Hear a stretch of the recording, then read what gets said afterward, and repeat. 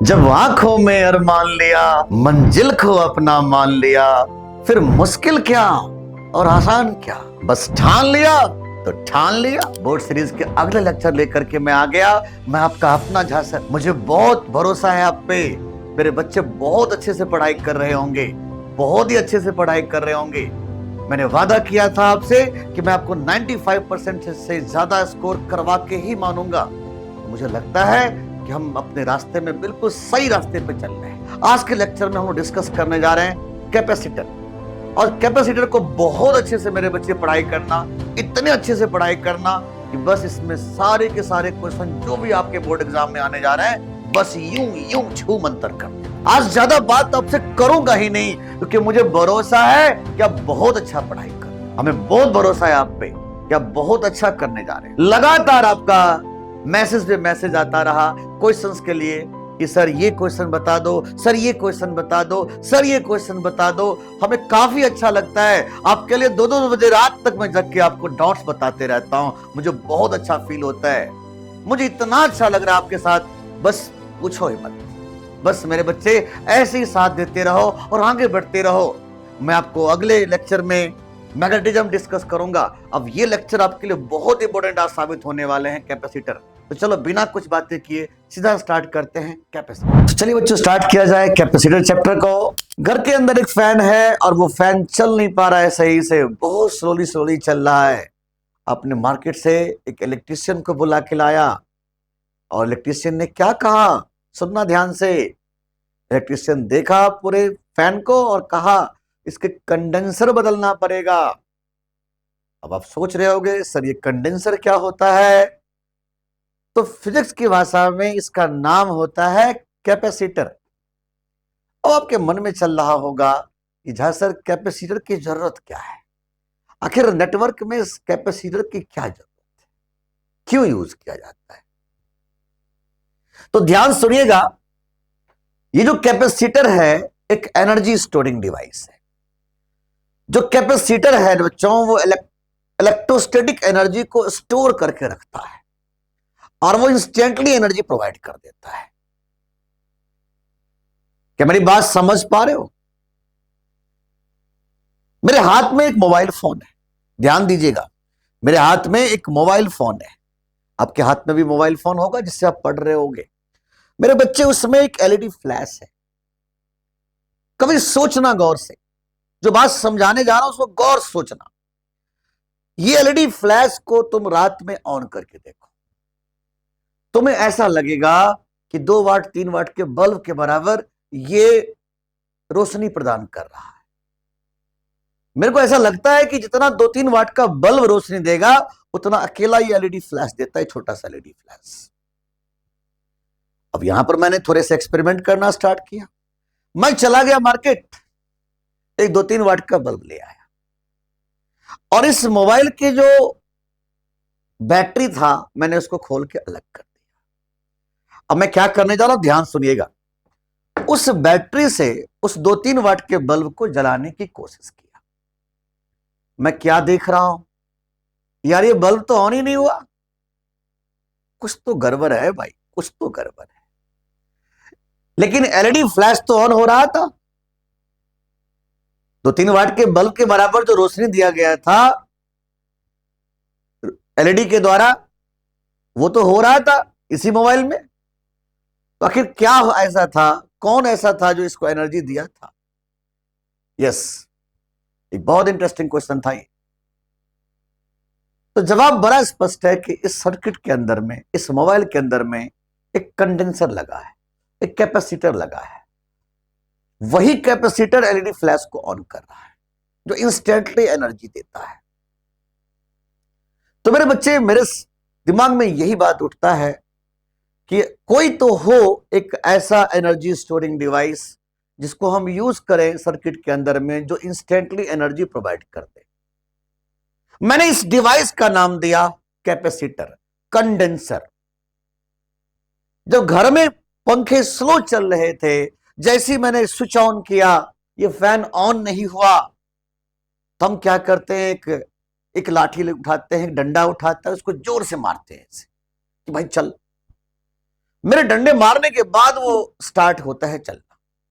तो भाई बात बड़ा स्पष्ट है कि हमें इतनी मैकेनिकल एनर्जी चाहिए, हमें इतनी एनर्जी चाहिए कि इसको स्टार्ट कर सके। तो ये जो फैन को स्टार्ट किया जा रहा है जिस एनर्जी के द्वारा, वो कौन प्रोवाइड कर रहा है? तो कहोगे सर यहां पर इसमें जो कैपेसिटर लगा हुआ है, इसमें जो कंडेंसर लगा हुआ है, वही एनर्जी प्रोवाइड कर रहा होगा। इसलिए वो इलेक्ट्रिशियन ने कहा हमें कि इसके कंडेंसर बदल देता हूं। मैंने कहा हाँ बदल दो, कोई नहीं।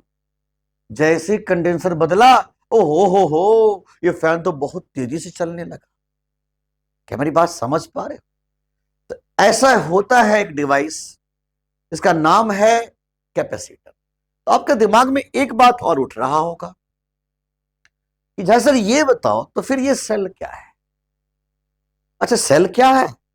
सेल भी तो एनर्जी स्टोरिंग डिवाइस होता है, उसका भी काम तो वही था करंट इलेक्ट्रिसिटी में जो इसका काम था। तो फिर इसकी और इसमें क्या अंतर है? तो सुनिए ध्यान से।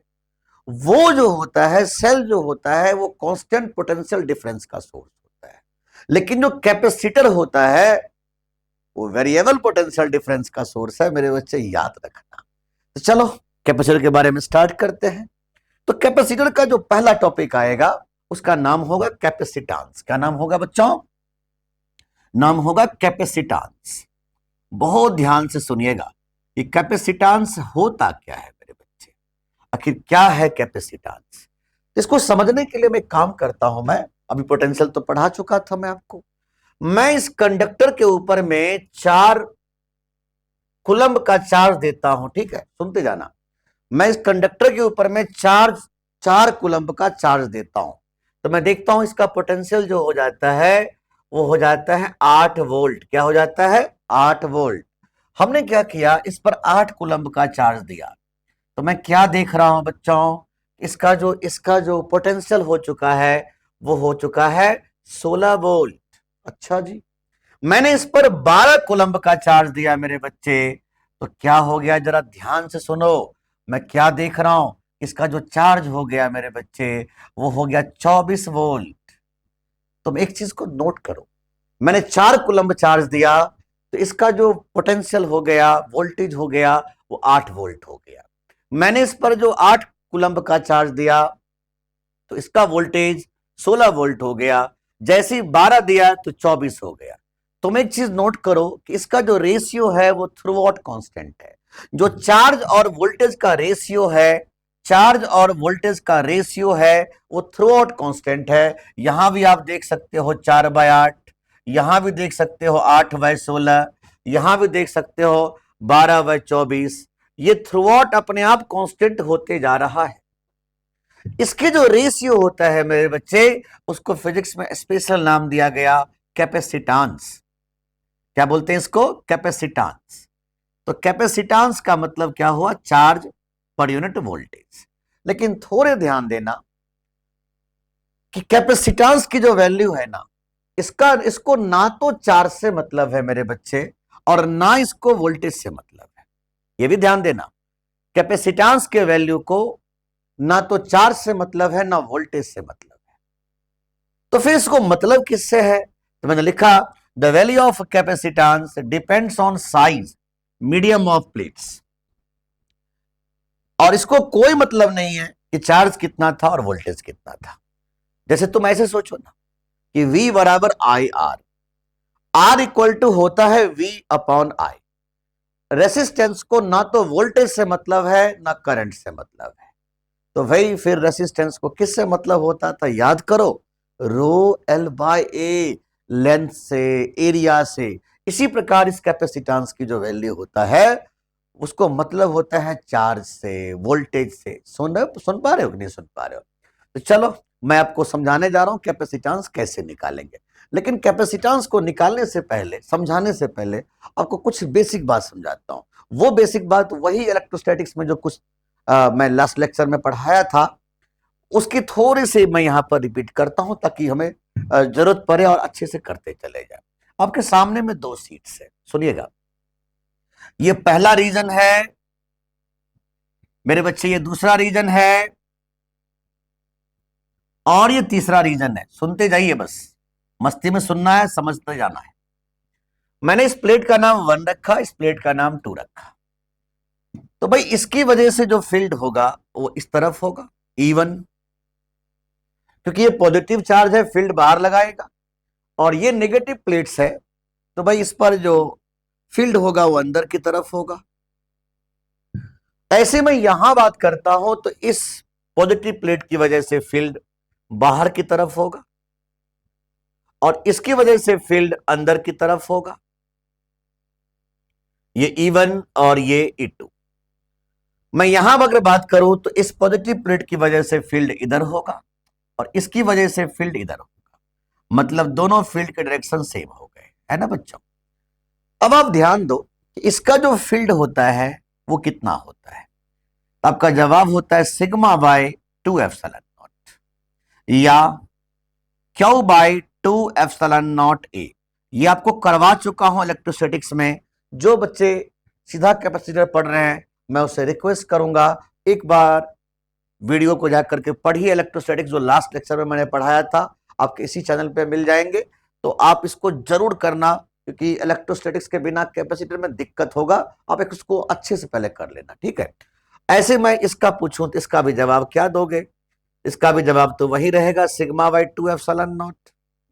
तो भाई अगर मैं आपसे 3 पॉइंट्स का चर्चा किया था ए, बी और सी, तो यहां पर जो इलेक्ट्रिक फील्ड होगा वो कितना होगा? 0। यहां पर अगर इलेक्ट्रिक फील्ड की वैल्यू पूछूं तो क्या जवाब देंगे? तो आपका जवाब होगा इन दोनों का सम, मतलब सिर्फ सिग्मा बाय एप्सिलॉन नॉट या q by epsilon not A only, because in दोनों का सम अप होगा sigma by 2 epsilon not plus sigma by 2 epsilon not, दोनों को ऐड करना होगा। हम अगर यहां बात करें तो यहां पर भी जो फील्ड होगा इलेक्ट्रिक फील्ड सी पर वो भी 0 हो जाएगा। तो उम्मीद करता हूं आपको समझ में यहां तक बहुत अच्छे से आ गया होगा। और ये बातें तो ऑलरेडी इलेक्ट्रोस्टैटिक्स में बहुत डिटेल्स में पढ़ा चुका हूं, तो ज्यादा उलझन तो इसमें है नहीं, है ना। अब चलो, सबसे पहले बात उठता है कि जो हमारा सिलेबस है, बोर्ड के सिलेबस को लिमिट कर दिया गया। जितने पहले हुआ करते थे स्फेरिकल कैपेसिटर, सिलिंड्रिकल कैपेसिटर, सब डिलीटेड, कुछ नहीं रहने दिया। हमारे सिलेबस में रहने क्या दिया? सिर्फ पैरेलल प्लेट कैपेसिटर, सिर्फ और सिर्फ पैरेलल प्लेट कैपेसिटर। तो मस्ती में समझिएगा, पैरेलल प्लेट कैपेसिटर इतने अच्छे से पढ़ाऊंगा, इससे अच्छा वीडियो, इससे अच्छा वीडियो पूरे इंडिया में कहीं नहीं मिलेगा। पूरे यूट्यूब खोज लेना, कहीं नहीं मिलने वाला। इतने अच्छे से पढ़ाने की कोशिश करूंगा। बस मेरे बच्चे अच्छे से पढ़ना, खूब अच्छे से पढ़ना, इतने मस्ती में पढ़ना कि बस ये 1.5 से 2 घंटे का चैप्टर होगा, उससे ज्यादा बड़ा चैप्टर नहीं है अप टू बोर्ड लेवल। हाँ, इंजीनियरिंग एंट्रेंस में या मेडिकल के लिए, नीट के लिए फिर ये 3-4 घंटे का लेक्चर बन जाता है। लेकिन मैंने क्या बोला कि मैं इसको थोड़े से कोशिश करता हूं कि भाई इसको बोर्ड से ऊपर नहीं जाने दो। जो प्योरली बोर्ड के लिए है, जो प्योरली सीबीएसई के लिए है, जो प्योरली जो भी स्टेट बोर्ड्स होते हैं उसमें जो जितना भी क्वेश्चंस पूछा जाए सबका चर्चा मैं यहाँ करूं। और एक एक चीजें इतने रिसर्च कर करके इसमें दे रहा हूं कि डायरेक्टली तुम देखोगे कि जो चीज इस वीडियो में होगा, तुम्हारे मेन जो एग्जाम होगा, तुम देखना अपने मेन एग्जाम जो तुम्हारा आएगा उसमें यही क्वेश्चंस मिल जाएंगे, चाहे सीबीएसई हो या स्टेट बोर्ड्स हो। इसे बहुत अच्छे से करना, इतने अच्छे से करना कि मजा आ जाए। आया समझ में? तो चलो स्टार्ट करते हैं पैरेलल प्लेट कैपेसिटर को। पैरेलल प्लेट कैपेसिटर कैसे बनता है, ध्यान से सुनिएगा। पैरेलल प्लेट कैपेसिटर के बारे में आपको जानना पड़ेगा बच्चों। तो पैरेलल प्लेट कैपेसिटर की सबसे पहले बात हम जानने की कोशिश करेंगे इसकी कैपेसिटेंस। क्या जानने की कोशिश करेंगे कि इसकी कैपेसिटेंस क्या होती है? क्या है कैपेसिटेंस? ये तो बता दिया, चार्ज बाय वोल्टेज है, उसका नाम दिया मैंने कैपेसिटेंस। और मैंने इस प्लेट का नाम 1 रखा और इस प्लेट का नाम 2 रखा। कैपेसिटर ऐसे बना है, 2 सीट अलग अलग थे, 2 प्लेट्स अलग अलग थे, एक पॉजिटिव थे और सामने वाला नेगेटिव था। सुनना ध्यान से। अब इधर तो इलेक्ट्रिक फील्ड है नहीं, इधर तो इलेक्ट्रिक फील्ड 0 है, यहां भी इलेक्ट्रिक फील्ड 0 है बच्चों। और जो भी इलेक्ट्रिक फील्ड है बस इसके बीच में है, जो भी इलेक्ट्रिक फील्ड है बस इसी के बीच में आप दिख रहा होगा। मतलब यही कहीं इलेक्ट्रिक फील्ड है तो है, नहीं तो है ही नहीं इलेक्ट्रिक फील्ड। ना इधर इलेक्ट्रिक फील्ड है ना इधर इलेक्ट्रिक फील्ड है। और मेरे दिमाग में आया कि एक छोटा सा बात और कर देता हूं कि मान लो इन दोनों के बीच के सेपरेशन डी है। कितना सेपरेशन है बच्चों? डी। तो कैपेसिटेंस को कैसे डिफाइन किया गया? Total charge by voltage. अब हमें वोल्टेज अगर निकल जाए तो बात बन जाएगा। तो वोल्टेज निकालना बहुत आसान है आपके लिए, क्योंकि आपको सिखाया जा चुका है इलेक्ट्रोस्टैटिक्स में कि पोटेंशियल डिफरेंस बराबर इलेक्ट्रिक फील्ड गुना डी। और इलेक्ट्रिक फील्ड तो मैंने अभी निकलवाया था। देखो ना, ये प्लस होता और ये माइनस होता तो इलेक्ट्रिक फील्ड इस पॉइंट पर कितना होगा? इस पॉइंट पर, इस बीच में कहीं पर भी अगर बात करें तो कितना होगा? Q by epsilon not a. तो मैं कह दिया इसका वैल्यू है Q by epsilon not a और गुना डी हो जाएगा पोटेंशियल डिफरेंस। अगर मैं पूछूं कि इस कैपेसिटर की कैपेसिटेंस क्या होगा, पैरेलल प्लेट कैपेसिटर की कैपेसिटेंस हो जाएगा बच्चों charge by voltage. Charge by voltage, तो वोल्टेज क्या है? Q by epsilon not a Guna D. Q से क्यू कट जाएगा और ये एप्सिलॉन नॉट ऊपर चला गया, तो देखो कितनी हो गई इसकी capacitance? Epsilon not A by D. यही तो बात समझाने जा रहा हूं कि जो भी कैपेसिटेंस होता है मेरे बच्चे, पैरेलल प्लेट कैपेसिटर की जो कैपेसिटेंस होता है, बाकी के भी कैपेसिटेंस जो होते हैं, उसको मतलब ही नहीं है चार्ज से। क्या इसको चार्ज से मतलब है? देखो ध्यान से, कोई मतलब नहीं है। क्या वोल्टेज से मतलब है? कोई मतलब नहीं है। फिर किससे मतलब था? इसके एरिया से, इस प्लेट के एरिया से। किससे मतलब था? इस दोनों प्लेट्स के बीच में क्या सेपरेशन था? कहीं न कहीं ज्योमेट्री से मतलब था, कहीं न कहीं मतलब था कि इसके बीच में कौन सा मीडियम पड़ा है, ये भी देखना पड़ेगा हमें, है ना? समझ पा रहे हो कि नहीं समझ पा रहे हो? इसको कहते हैं कैपेसिटेंस। क्या कहते हैं बच्चों इसको? कैपेसिटेंस। ओके, आज यहां तक तो समझ में आ चुका है। अब हम बात करेंगे कि आखिर इसकी वर्किंग क्या है, आखिर कैपेसिटर का क्या वर्किंग हो सकता है। तो बहुत ध्यान सुनिएगा, हम जो समझाने जा रहे हैं इसको बहुत ही प्यार से समझेंगे। आपके सामने स्क्रीन पर एक कैपेसिटर है बच्चों, और आप देख रहे होंगे कि इस कैपेसिटर में ये पहला प्लेट और दूसरा प्लेट, ये पॉजिटिव और ये नेगेटिव। तो ये बन गया, एक सिस्टम बन चुका है जिसका नाम क्या दे दिया मैंने? कैपेसिटर। क्या नाम दे दिया बच्चों? बहुत अच्छे से सुनिएगा, इसका नाम दे दिया मैंने कैपेसिटर। यही है कैपेसिटर, दो अलग अलग प्लेट्स अपोजिट चार्जेस के, और इस दोनों के बीच के सेपरेशन मैंने दे दिया डी। अब यहां पर कई सारे प्रॉब्लम मेरे सामने फेस करने वाले हैं। देखो, जो बात मैं समझाने जा रहा हूं उसको तुम ध्यान से सुनना। कैपेसिटर कभी अकेला नहीं होता। कैपेसिटर जब भी होता है तो एक रेसिस्टर को चिपका के रहता है। यह बात तुम समझ लो। क्यों चिपकाता है, क्यों चिपका के रखा रहता है, इसका जवाब कुछ ही देर बाद आपको मिल जाएगा। अभी फिलहाल ये समझ लो कि कैपेसिटर में अकेला कैपेसिटर नहीं मिलने वाला है, जब भी रहेगा तो रेसिस्टेंस को लेके आएगा। अब यहां पर हमें कई सारी बातें हमें देखना होता है। जैसे यही कैपेसिटर है सी, ये अपने साथ एक रेसिस्टर को चिपकाए रहता है, ये अपने साथ एक रेसिस्टर को चिपकाए रहता है। और वही बात मैं समझाना चाह रहा था कि आखिर इस रेसिस्टर को चिपकाने के पीछे वजह क्या है। वजह कुछ ही देर बाद आपको समझ में आ जाएगा। फिलहाल हम इसको ऐसे सोच लेते हैं, ये जो वायर इसके साथ अटैच है उस वायर का रेसिस्टेंस आर है, और ये रहा कैपेसिटर। तो फिर कैपेसिटर की क्या वर्किंग होता है, कैसे कैपेसिटर वर्क करता है, आइए इसको भी समझने की कोशिश करते हैं कि आखिर कैपेसिटर का वर्क क्या है, कैसे कैपेसिटर काम करता है बच्चों। इसको समझाने के लिए मैंने ऐसे सोचा कि आपके सामने में देखो एक सर्किट ले लिया, ये आर है, ये सी है, ये कंप्लीट नाम इसका पड़ गया आरसी सर्किट। क्या नाम पड़ा बच्चों? RC circuit. ये आर कौन सा है? इस वायर का रेसिस्टेंस है। अभी स्विच खुला हुआ था, ठीक है, सुनते जाना। अभी स्विच खुला था, मान लो स्विच को बंद कर दिया मैंने, तो जब समय 0 सेकेंड था तो भाई इस कैपेसिटर पर तो कोई चार्ज था नहीं। तो मैं कहता हूं कि सारा वोल्टेज जो था वो किसका था? इस रेसिस्टर का था। लेकिन अब मेरे दिमाग में ना एक उलझन आया। उलझन क्या आया जरा उसको समझो।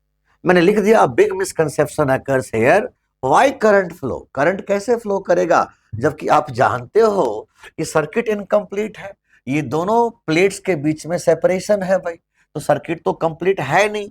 आखिर करंट आया कैसे, करंट कैसे दौड़ा होगा, किस प्रकार से आया होगा? अब वही बात मैं आपको समझाना चाह रहा हूं, आप इसको ध्यान से सुनिए कि हो क्या रहा है। एक्चुअल में क्या होता है कि बैटरी के इसको कहते हैं पॉजिटिव प्लेट और इसको कहते हैं नेगेटिव प्लेट। जैसे मैं स्विच को ऑन करता हूं, ठीक है, सुनना ध्यान से, तो बैटरी का नेगेटिव प्लेट क्या करता है, यहां से एक चार्ज को उठाता है और यूं खड़क या पटक दिया। देखो पूरे ध्यान से फील करना थोड़ा सा।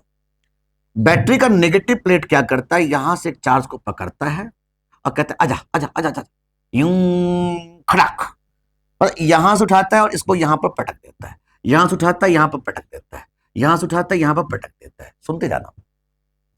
तो क्या करता है, बैटरी का नेगेटिव प्लेट क्या करता है, यहां से चार्ज को उठाता है और यूं पटक दिया, आ गया इस पर चार्ज, यूं पटक दिया, आ गया इस पे चार्ज, यूं पटक दिया, आ गया इस पे चार्ज। तो बैटरी का जो नेगेटिव प्लेट है बच्चों, बैटरी का जो नेगेटिव प्लेट है वो क्या करता है, इस प्लेट पर से चार्ज को उठा करके इस पर पटक देता है। सुन पा रहे हो? तो इस वजह से क्या होता है कि इस पर चार्ज स्टोर होना शुरू हुआ और सामने इंडक्शन की वजह से माइनस हो जाता है। अब इस पर चार्ज हो गया है क्यू, समय बराबर 0 सेकंड पर कोई चार्ज नहीं था। अब क्या हो रहा है कि चार्ज तो आ गया। कैसे चार्ज आया, बैटरी के नेगेटिव प्लेट उठाया और चार्ज को यहां पर पटक दिया, तो चार्ज दौड़ रहा है मतलब करंट आ गया। मैं तो पहले बोल चुका हूं कि अगर चार्ज दौड़ रहा है तो मतलब मैं कहूंगा कि करंट आ गया। किसी क्रॉस सेक्शनल एरिया से चार्ज जाना मतलब करंट जाना। कुछ समय बाद, मान लो कुछ समय बाद इस पर चार्ज हो गया क्यू, और अगर इस पर चार्ज हो जाएगा क्यू तो इसका पोटेंशियल कितना हो जाएगा, तो कहोगे क्यू बाई सी। कितना पोटेंशियल हो जाएगा, क्यू बाई सी। तो अगर मैं आपसे पूछूं कि ये बताओ कि इसमें करंट कितना होगा, तो आपका जवाब क्या होगा, करंट का वैल्यू होगा V minus Q by C, V minus Q by C upon R. इतना करंट हो जाएगा बच्चों। अगर मैं पूछूं कि भाई इसके थ्रू कितना करंट जा रहा है, तो क्या जवाब दोगे, V माइनस क्यू बाई सी। बोलो क्लियर हो रहा है कि नहीं क्लियर हो रहा है? तो V माइनस क्यू बाई सी जो होगा वो IR के बराबर होगा। यही पोटेंशियल डिफरेंस हो जाएगा बच्चों। पोटेंशियल डिफरेंस किसके बराबर होता है, IR। चलो अब जरा ध्यान से सुनते जाना। इसका जो पोटेंशियल है वो कितना हो गया, देखो टोटल पोटेंशियल V है। सुनते जाना, टोटल पोटेंशियल क्या है, V है। इस पर पोटेंशियल कितना है, क्यू बाई सी। तो बताओ इस पर कितना पोटेंशियल हो जाएगा, तो कहोगे V माइनस क्यू बाई सी। पूरा खेल को सुनोगे, पूरा खेल सुनोगे समझ में आएगा। पहले सारा पोटेंशियल इसके पास था, इसके पास 0 पोटेंशियल था। सुनते जाना, पहले सारा पोटेंशियल इसके पास था, इसका पोटेंशियल 0 था। समय बीतता गया, इस पर चार्ज बढ़ता गया, चार्ज बढ़ते गया, चार्ज जैसे ही बढ़ा तो भाई पोटेंशियल तो क्रिएट करना शुरू किया। तो इसके ऊपर में मान लो किसी समय टी पे इसका पोटेंशियल कितना होगा, तो कहोगे क्यू बाई सी। तो क्या होता है, कैपेसिटेंस क्या होता है, चार्ज बाय वोल्टेज। तो वोल्टेज क्या होगा, चार्ज बाय कैपेसिटेंस। इस पर क्या चार्ज हो जाएगा बच्चों, क्यू बाई सी। अब देखो कि अगर इस पर क्यू बाई सी होगा, इस रेसिस्टर के थ्रू कितने पोटेंशियल डिफरेंस अब हो जाएगा एट टाइम बराबर टी सेकेंड पे, तो कहोगे V minus Q by C. तो मैं कहूंगा कि इसमें कितना करंट जा रहा होगा, तो कहोगे पोटेंशियल डिफरेंस बाय रेसिस्टेंस, तो कहोगे V minus Q by C upon R. बोलो क्लियर हो रहा कि नहीं क्लियर हुआ, है ना सिंपल सा फंडा कि पहले कुछ था नहीं और अब हो गया। पहले इस पर कुछ नहीं था, अब इस पर चार्ज क्यों हुआ, जैसे ही चार्ज क्यों हुआ तो पोटेंशियल हो जाएगा क्यू बाई सी। अब पोटेंशियल इसका अगर क्यू बाई सी हो गया तो भाई अब इस पर पोटेंशियल कितना हो गया, टोटल तो V है, टोटल तो V है। इसका मतलब इस पर जो चार्ज है वो है V माइनस, और पोटेंशियल है वो है V minus Q by C. तो इसके थ्रू करंट कितना होगा, तो कहोगे पोटेंशियल डिफरेंस बाय रेसिस्टेंस, मतलब V minus Q by C by R. अब ध्यान से सुनते जाओ। समय बीतता जा रहा है, ये नेगेटिव प्लेट चार्ज को पकड़ पकड़ के उठा के यहां पटक रहा है। समय बीतते जा रहा है और चार्ज बढ़ते जा रहा है। समय बीतते जा रहा है, चार्ज बढ़ते जा रहा है। समय बीतते जा रहा है, कैपेसिटर पे चार्ज बढ़ते जा रहा है और कैपेसिटर पे वोल्टेज भी बढ़ते जा रहा है, वोल्टेज भी बढ़ते जा रहा है, वोल्टेज बढ़ते जा रहा है, वोल्टेज बढ़ते जा रहा है। तो जरा सोच के देखो मेरे बच्चे कि अगर इस पर ध्यान दीजिएगा, अगर इस पर वोल्टेज बढ़ रहा है, अगर इस पर वोल्टेज बढ़ रहा है तो ऑफ कोर्स इसका वोल्टेज कम होगा। एक समय आएगा मेरे बच्चे, एक समय आएगा कि वोल्टेज, इसका वोल्टेज बढ़ते बढ़ते बढ़ते बढ़ते इतना ज्यादा बढ़ गया कि इसका वोल्टेज को ही जीरो कर दिया। एक समय ऐसा आया कि इसका चार्ज बढ़ते बढ़ते बढ़ते बढ़ते बढ़ते बढ़ते बढ़ते बढ़ते इतना बढ़ गया कि भाई इसका जो वोल्टेज था वो जीरो कर दिया। इस हालात में जब मैं कहूंगा कि Q का मैक्सिमम से मैक्सिमम वैल्यू आ गया तो उस हालात में करंट का आना बंद हो जाएगा, क्योंकि चार्ज तो अब मैक्सिमम से मैक्सिमम दौर में आ गया है। अब इससे ज्यादा तो चार्ज आ नहीं सकता, मतलब नेगेटिव प्लेट अब उस पर चार्ज नहीं उठा के ला सकता। तो इस दौर में क्या कहूंगा कि चार्ज का दौड़ना बंद हो चुका है और करंट जीरो हो चुका है। ऐसे स्टेज को कहते हैं स्टेडी स्टेट। क्या कहते हैं बच्चों? Steady state. और उस स्टेज में आकर के करंट जीरो हो जाएगा। तो मैंने लिख दिया zero equal to V minus Q by C by R. और मैं कह सकता हूं इस दौर में जब करंट जीरो होगा तो V बराबर हो जाएगा Q बाई सी। इसका मतलब जो V का वैल्यू है वो कितना हो जाएगा? Q बाई सी। और इसी स्टेज को कहते हैं स्टेडी स्टेट। क्या कहते हैं? Steady state. तो इस बात को तो माइंड में सेट कर दो कि जो चैप्टर है ना, इसमें सारी की सारी बातें हम लोग स्टेडी स्टेट पे कर रहे हैं। और स्टेडी स्टेट में रेसिस्टेंस रहे या ना रहे क्या फर्क पड़ता है भाई? इसलिए आपको सर्किट के अंदर में ना रेसिस्टेंस दिखाया नहीं रहता है। इसका मतलब ये नहीं है कि रेसिस्टेंस नहीं है ही रेसिस्टेंस उसके साथ, लेकिन वो चूंकि वो स्टेडी स्टेट में है, स्टेडी स्टेट में रेसिस्टेंस की जरूरत ही नहीं, क्योंकि करंट जीरो होता है। क्या मेरी बात समझ में आ रहा है? और जो कैपेसिटर पे चार्ज होता है वो फुल्ली चार्ज होता है। तो ये इसका वर्किंग है। और ध्यान सुनते जाइएगा, जब ये चार्ज उठा उठा के यहाँ पटक रहा है पटक रहा है पटक रहा है, ये वर्क डन कर रहा होगा। और अगर ये वर्क डन करेगा तो जो एनर्जी स्टोर होगा इसके अंदर में, इसी को कहते हैं इलेक्ट्रोस्टैटिक एनर्जी के रूप में स्टोर कर लिया। और यही हमें जरूरत पड़ता है उस फैन में, वही जरूरत पड़ता है एलईडी फ्लैश में। सुन पा रहे हो? यही कैपेसिटर का खेल है। अब चलो आगे बढ़ते हैं बच्चों, थोड़ा और सुनने की कोशिश करते हैं। अब हमारे सामने में बात उठता है कि भाई अगर ये कैपेसिटर है, इन दोनों प्लेट्स के बीच में फोर्स कितना लगेगा? क्योंकि आप तो जानते हो कि इसके बीच में वही इलेक्ट्रिक फील्ड अप्लाई हुआ है, इसके बाहर भी इलेक्ट्रिक फील्ड, इधर ना इधर इलेक्ट्रिक फील्ड है ना उधर इलेक्ट्रिक फील्ड है। जो इलेक्ट्रिक फील्ड है बस इसी के अंदर में है।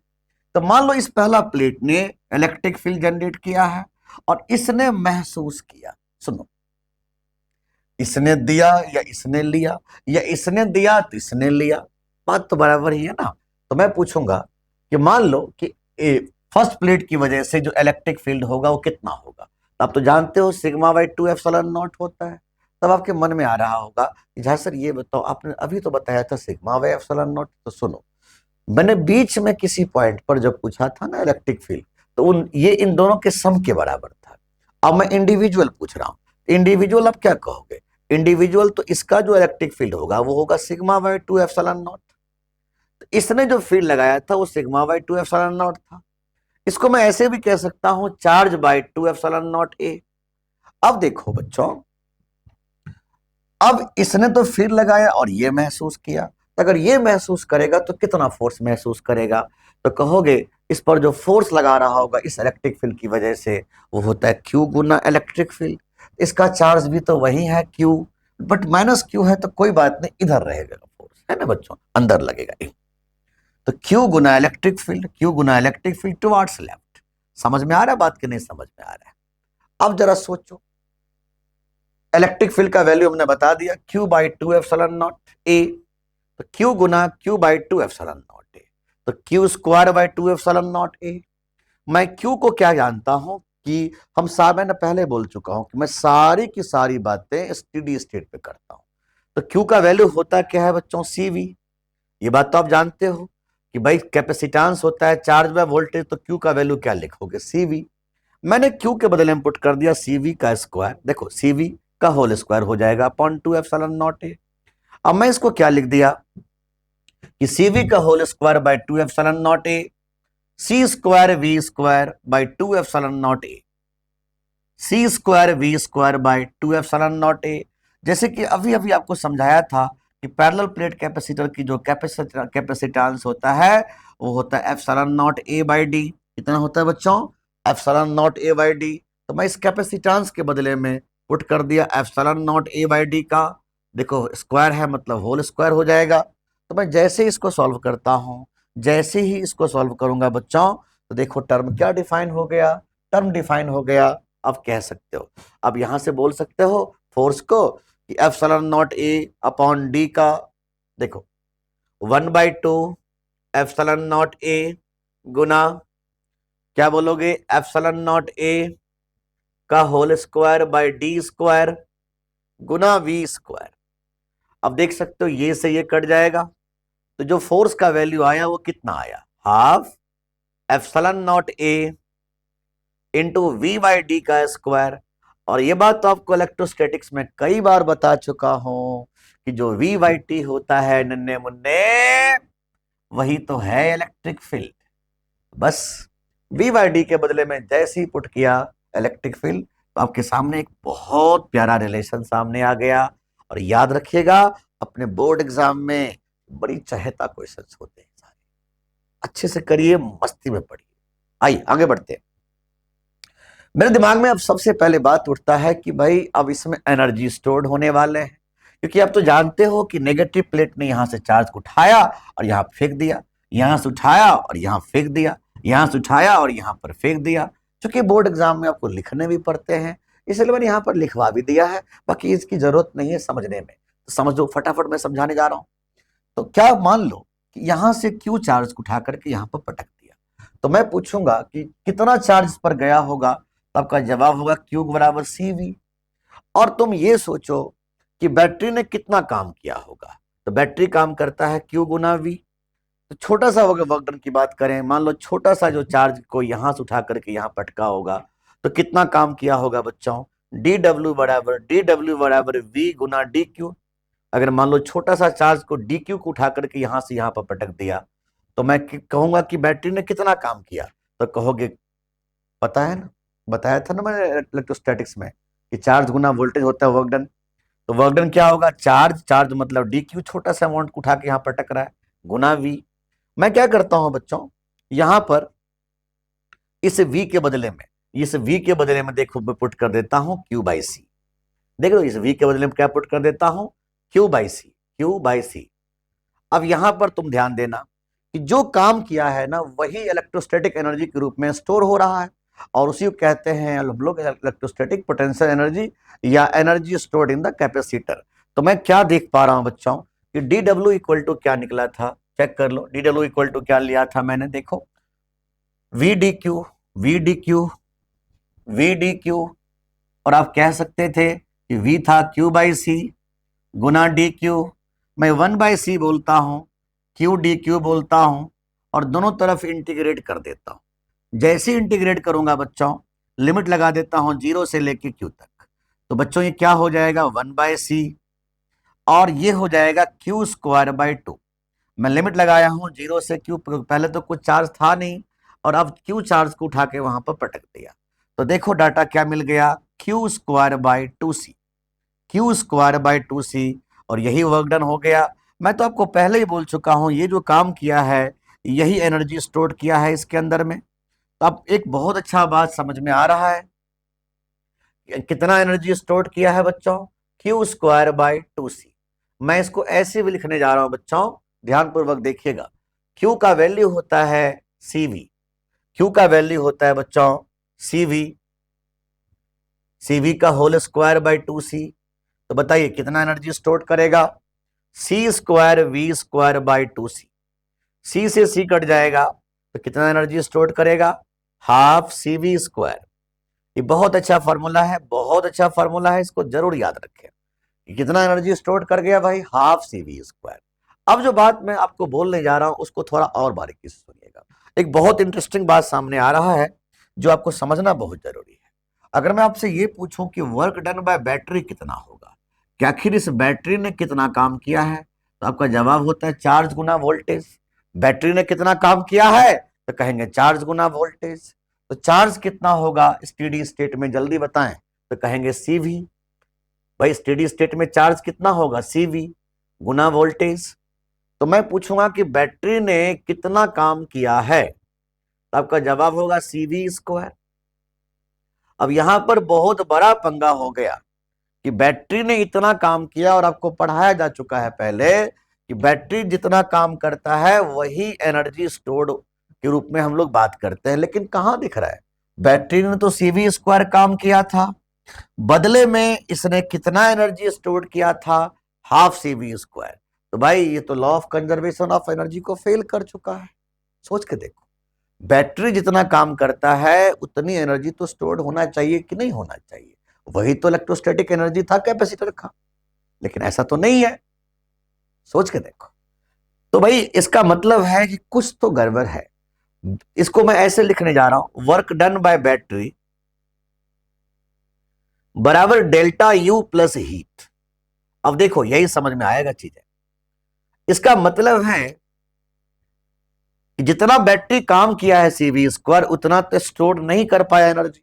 एनर्जी तो हाफ CV² स्टोर किया है, और बैटरी काम किया है इतना, तो भाई हाफ CV² कहां गया। तो कहोगे सर यही तो हीट है। इसका मतलब इस कैपेसिटर पे जब चार्ज को यहां से उठा करके यहां पटक रहा था, ऐसे पटक रहा था, तो हीट भी प्रोडक्शन हुआ था। आगे पढ़ाई होगा जब हम EMIC पढ़ेंगे कि भाई जो पावर फैक्टर होता है ना कैपेसिटर का, प्योरली कैपेसिटेंस कैपेसिटिव सर्किट में वो 0 होता है। मतलब कैपेसिटर हीट रख नहीं सकता।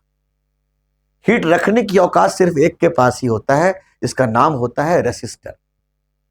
अब यही वजह है बच्चों, यही वजह है कि कैपेसिटर जब भी रहेगा तो रेसिस्टर को लेके आएगा।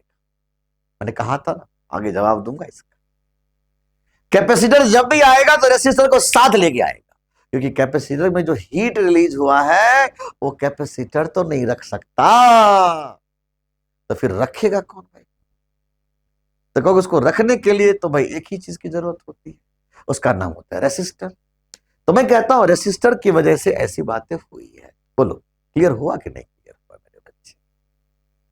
अब ये फार्मूला बड़ी काम का फार्मूला है कि बैटरी ने जो काम किया है वो कुछ पार्ट तो एनर्जी के रूप में स्टोर हुआ, और कुछ पार्ट इसमें हीट के रूप में चला गया। उम्मीद करता हूं इतनी बातें समझ में आ गया। अब यहां पर छोटे छोटे पॉइंट्स और समझने की कोशिश करेंगे। क्या लिखा हुआ है मैंने, energy density between parallel plates. अब नाम से ही समझ में आ रहा है what is energy density, energy store divided by volume. Energy store divided by volume मैं लिखवा दिया, the energy stored per unit volume between plate of the capacitor is known as energy density. Energy density को मैं कहूंगा energy stored. कितना energy stored था, अभी अभी निकाला था, हाफ CV²। और इस कैपेसिटर का वॉल्यूम क्या है, तो कहोगे एरिया गुना ये, एरिया गुना डी, ये रहा डी, ये रहा डी, और ये रहा एरिया, ये रहा एरिया, ओहो हो, ये रहा एरिया और ये रहा डी। तो भाई हाफ CV² अपॉन AD। सी का वैल्यू मैं, चूंकि पैरेलल प्लेट पे इस ये चैप्टर है पूरा पैरेलल प्लेट का था, तो मैं पैरेलल प्लेट का कैपेसिटेंस पुट कर दिया epsilon naught A by D. तो बस जैसे ही पुट किया देख सकते हो A से A कैंसिल हो जाएगा, तो मैं कह दूंगा, और इसको मैं ऐसे बोल रहा हूं कि half epsilon not V by D का होल स्क्वायर, और V बाई डी का होल स्क्वायर को क्या बोलूंगा बच्चों, E। क्या बोलूंगा, E। यही हो गया एनर्जी डेंसिटी। समझ पा रहे हो। लेकिन ध्यान देना कि ये जो एनर्जी डेंसिटी का फॉर्मूला निकाला है आपने, ये सिर्फ पैरेलल प्लेट के लिए है, और वैसे भी हमारे सिलेबस में तो सिर्फ पैरेलल प्लेट ही है, स्फेरिकल कैपेसिटर तो है नहीं, सिलिंड्रिकल कैपेसिटर तो है नहीं। दिमाग क्यों लगाए फालतू में इतना, हम सीधा बात कर लेते हैं, पैरेलल प्लेट कैपेसिटर का ही है, सिर्फ आराम से करते चले जाएंगे। आगे बढ़ो। अब बात उठता है कि भैया बताओ, आखिर डाइलेक्ट्रिक को अगर हम प्लेट्स के बीच में रख दें तो क्या होगा। अब सबसे पहली बात तो सुनो, ये डाइलेक्ट्रिक क्या है, यही डाइलेक्ट्रिक क्या होता है। कभी कंडेंसर को चीर चार के देखे हो, घर में फैन खराब हो गया कंडेंसर उतार लो, उसको खोल के देखो, तुम देखोगे उसमें ना कागज वगैरह होते हैं या मोम वगैरह होते हैं, मतलब कुछ प्लास्टिक वगैरह टाइप के होते हैं। तो बेसिकली वो ही है डाइलेक्ट्रिक। और डाइलेक्ट्रिक को इसलिए डाला जाता है ताकि इलेक्ट्रिक फील्ड की जो स्ट्रेंथ है ना उसको चेंज किया जा सके। तो भाई ये प्लेट के बीच में एक डाइलेक्ट्रिक को रख दिया था। तो डाइलेक्ट्रिक का मतलब तुम ऐसे समझो ना, ऐसे समझ लो, ऐसे भाषा में इंसुलेटिंग मटेरियल, मतलब जो नॉन कंडक्टिंग मटेरियल, मतलब तुम्हें ऐसी भाषा में समझा रहा हूं कि डाइलेक्ट्रिक जो होते हैं ना, एक तरह से समझो कि नॉन कंडक्टिंग मटेरियल है। अब तुम थोड़ा ध्यान देना, मैंने क्या किया, ये जो डाइलेक्ट्रिक है इसकी थिकनेस को हमने डी बोल दिया, डी नहीं टी बोल देता हूं, ठीक है, ध्यान दीजिएगा, इसकी थिकनेस को टी बोलता हूं। अब जैसी डाइलेक्ट्रिक इसमें डलता है तो सोच के देखो कि डाइलेक्ट्रिक क्या करता है। तो वही बात आपको मैं समझाने की कोशिश करूंगा कि डाइलेक्ट्रिक करता क्या है। तो सबसे पहले मेरे दिमाग में एक बात उठता है, यार ये डाइलेक्ट्रिक कांस्टेंट क्या है। अब यही तो मैं समझाने जा रहा हूं, डाइलेक्ट्रिक कांस्टेंट को और डाइलेक्ट्रिक का वर्किंग। तो पहले चलो डाइलेक्ट्रिक को समझो, उसके बाद हम कुछ बात का चर्चा करेंगे यहां पर, अदरवाइज बिना डाइलेक्ट्रिक समझे आप समझ नहीं पाओगे, ठीक है। तो पहले डाइलेक्ट्रिक को समझो। अब देखो, ये बात तब समझ पा रहे हो कि ये बैटरी का पॉजिटिव प्लेट है बच्चों, ये बैटरी का पॉजिटिव प्लेट है बच्चों, और ये बैटरी का नेगेटिव प्लेट है। यहां सारे पॉजिटिव चार्ज है, यहां पॉजिटिव प्लेट बन चुका है और यहां नेगेटिव प्लेट बन चुका है। अब ये पॉजिटिव प्लेट है और ये नेगेटिव प्लेट है, इसका मतलब इस बैटरी ने क्या किया, एक एक्सटर्नल इलेक्ट्रिक फील्ड अप्लाई कर दिया। चलो एक्सटर्नल इलेक्ट्रिक फील्ड को ई नॉट बोल देता हूं, क्या बोलता हूं, ई नॉट। तो सुनते जाना, E naught is external electric field. कौन electric field, external electric field. कौन दे रहा है, कौन दे रहा है, ये बैटरी दे रहा। बैटरी का सेटअप होते ही एक इलेक्ट्रिक फील्ड सेटअप हो चुका है जो ऐसे लग रहा होगा। अब आगे की रणनीति बताने जा रहा हूं कि आखिर ये करता क्या है। मैंने यहां पर दिखाया कि जैसे ही जैसे ही मैं इसको मैं एक डाइलेक्ट्रिक को डालता हूं, एक मटेरियल को डालता हूं, एक्सटर्नल से इलेक्ट्रिक फील्ड ऐसे लगना स्टार्ट हो चुका है, फ्रॉम पॉजिटिव से नेगेटिव। ये एक्सटर्नल इलेक्ट्रिक फील्ड आपने तैयार करवा दिया बैटरी लगवा करके। जैसी बैटरी लगा तो एक्सटर्नल इलेक्ट्रिक फील्ड तैयार होकर बैठा पड़ा है। अब आपको यह समझना है कि आखिर ये अब इसकी क्या मैकेनिज्म है। जब इस डाइलेक्ट्रिक के अंदर में ये फील्ड जा रहा होगा तो क्या होगा। अब सोचो, कुछ भी हो यार, कुछ भी हो, आपको ऐसे सोचना होगा, समझना होगा कि मान लीजिए एक डाइलेक्ट्रिक है। अब इस डाइलेक्ट्रिक के अंदर में बच्चों, अब ध्यान दीजिएगा, इस डाइलेक्ट्रिक के अंदर में बच्चों बहुत सारे पॉजिटिव चार्ज होंगे और बहुत सारे नेगेटिव चार्ज भी होंगे। बहुत सारे पॉजिटिव चार्ज है और बहुत सारे नेगेटिव चार्ज। चूंकि फील्ड इधर से जा रहा है तो सारे पॉजिटिव चार्ज पर इधर फोर्स लगना स्टार्ट हो चुका है इलेक्ट्रिक फील्ड के डायरेक्शन में, और सारे नेगेटिव चार्ज के ऊपर में इधर फोर्स लगना स्टार्ट हो चुका है opposite to the electric field. Opposite to the electric field force लगना स्टार्ट हो चुका है। अब जैसे ही फोर्स लगना स्टार्ट हुआ पॉजिटिव चार्ज पर इस डायरेक्शन में और नेगेटिव चार्ज पर मेरे बच्चे इस डायरेक्शन में फोर्स लगेगा, तो अब क्या होगा कि सारे पॉजिटिव चार्ज का भंडार, सारे पॉजिटिव चार्ज का भंडार यहां पर हो जाएगा बच्चों। सारे पॉजिटिव चार्ज यहां जमा होना स्टार्ट कर दिए। जब पॉजिटिव चार्ज को इलेक्ट्रिक फील्ड ड्रिफ्ट करने लगा तो सारे पॉजिटिव चार्ज यहां इस प्लेट के इस सिरे पे आके बैठ गए और सारे नेगेटिव चार्ज यहां जमा हो गए। अब जैसे ही ऐसा हुआ, समझने की कोशिश करना, जैसे ही ऐसे हुआ तो इसके अंदर में एक इलेक्ट्रिक फील्ड का सेटअप हुआ। इसके अंदर में एक इलेक्ट्रिक फील्ड का सेटअप हुआ कुछ ऐसे, अंदर में एक इलेक्ट्रिक फील्ड का सेटअप हुआ। हम इस इलेक्ट्रिक फील्ड का नाम रख देते हैं कुछ, चलो इसका नाम रख देते हैं इंड्यूस्ड इलेक्ट्रिक फील्ड। अब आप समझो, जब सारे पॉजिटिव चार्ज इधर चले गए और सारे नेगेटिव चार्ज इधर आ गए, तो इस दिशा में एक इलेक्ट्रिक फील्ड का सेटअप हो गया। और ये electric field, induce electric field, external electric field को खत्म करने के चक्कर में पड़ा हुआ है। समझ पा रहे हो या नहीं समझ पा रहे हो? ये electric field, induce electric field, external electric field को मारने में लगा, खत्म करना चाहता है। तो सोचो क्या होगा, सोचो, यहीं पर सारा खेल यहीं पर आएगा। अब जब ये घटनाएं हुई तो फिर क्या हुई? अब मैं आपसे पूछता हूं कि बताइए इस पर कितना नेट फील्ड अब लग रहा होगा डाइलेक्ट्रिक के अंदर में? तो आपका जवाब होगा डाइलेक्ट्रिक के अंदर में लगने वाले जो फोर्स हो जाएगा वो होगा बाहर वाला external electric field minus induce electric field, external electric field minus induce electric field.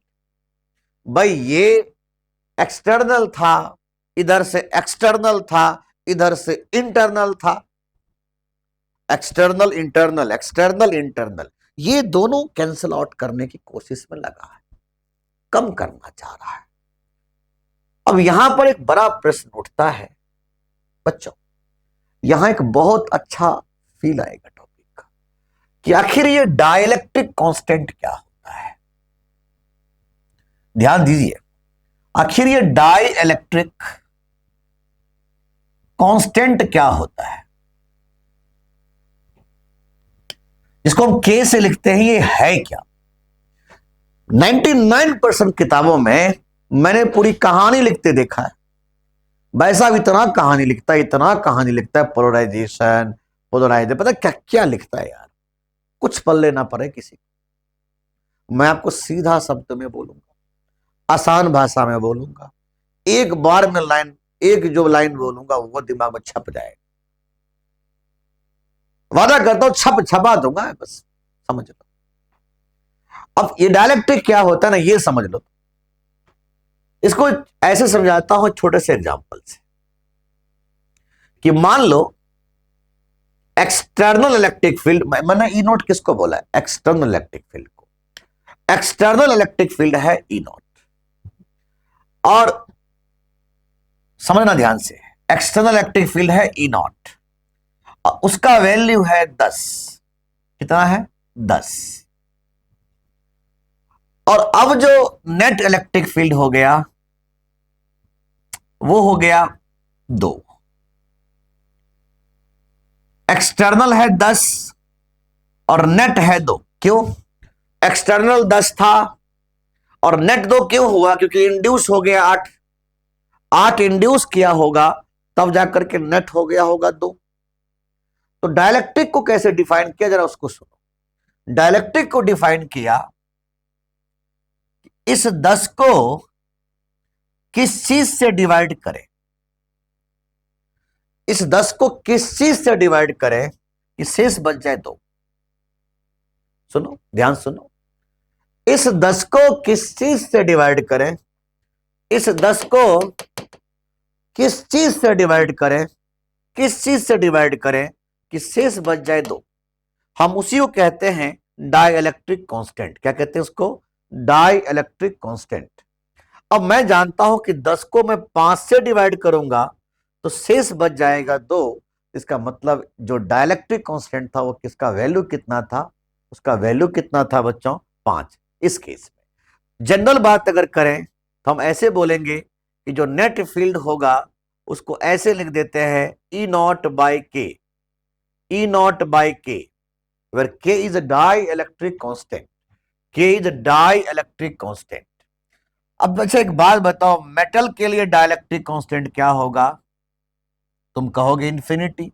भाई तुम समझो, इंड्यूस्ड भी 10 के 10 ही रहेंगे, अगर एक्सटर्नल 10 है तो इंड्यूस्ड भी 10 हो जाएगा, तो शेष कितना बचेगा? 0। तो 10 को किस चीज से डिवाइड करें कि शेष बच जाए 0? तो कहोगे इन्फिनिटी। तो मेटल का डाइलेक्ट्रिक कांस्टेंट जो हो जाएगा वो होगा इन्फिनिटी। अब इससे एक बात समझ में आया, जरा सोच के देखो, कि किसी भी फील्ड के अंदर में अगर डाइलेक्ट्रिक को डाल दिया जाए, किसी भी फील्ड के अंदर में, यहां पर लिख रहा हूं, यहां पर थोड़ा ध्यान देना, किसी भी फील्ड के अंदर में अगर डाइलेक्ट्रिक को डाल दिया जाए तो जो फील्ड होता है ना वो 1/k टाइम्स हो जाता है।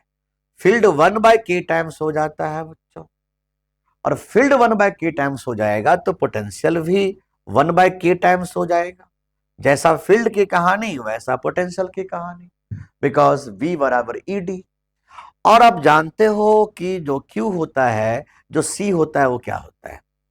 सोचो, चार्ज बाय वोल्टेज।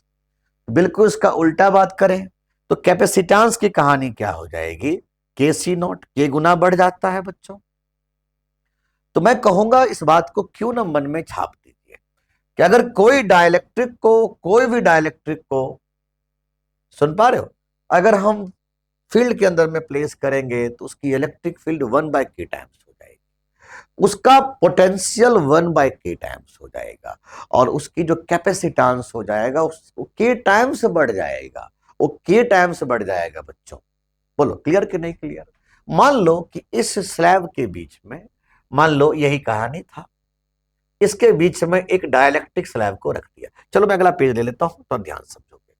मैं अच्छा पहले इसको मैं समझा देता हूं पहले, उसके बाद मैं उस बात को समझाता हूं। यहां क्या लिखोगे? E0 माइनस E इंड्यूस्ड,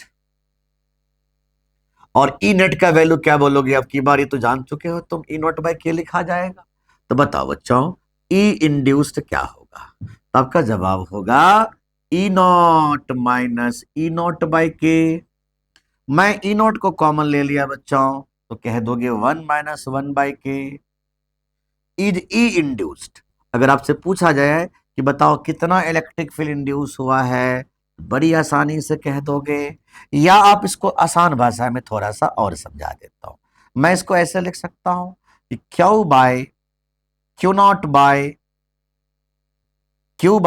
मत बोलो, Q बोलो, Q/ε0A इंटू 1 माइनस 1/k।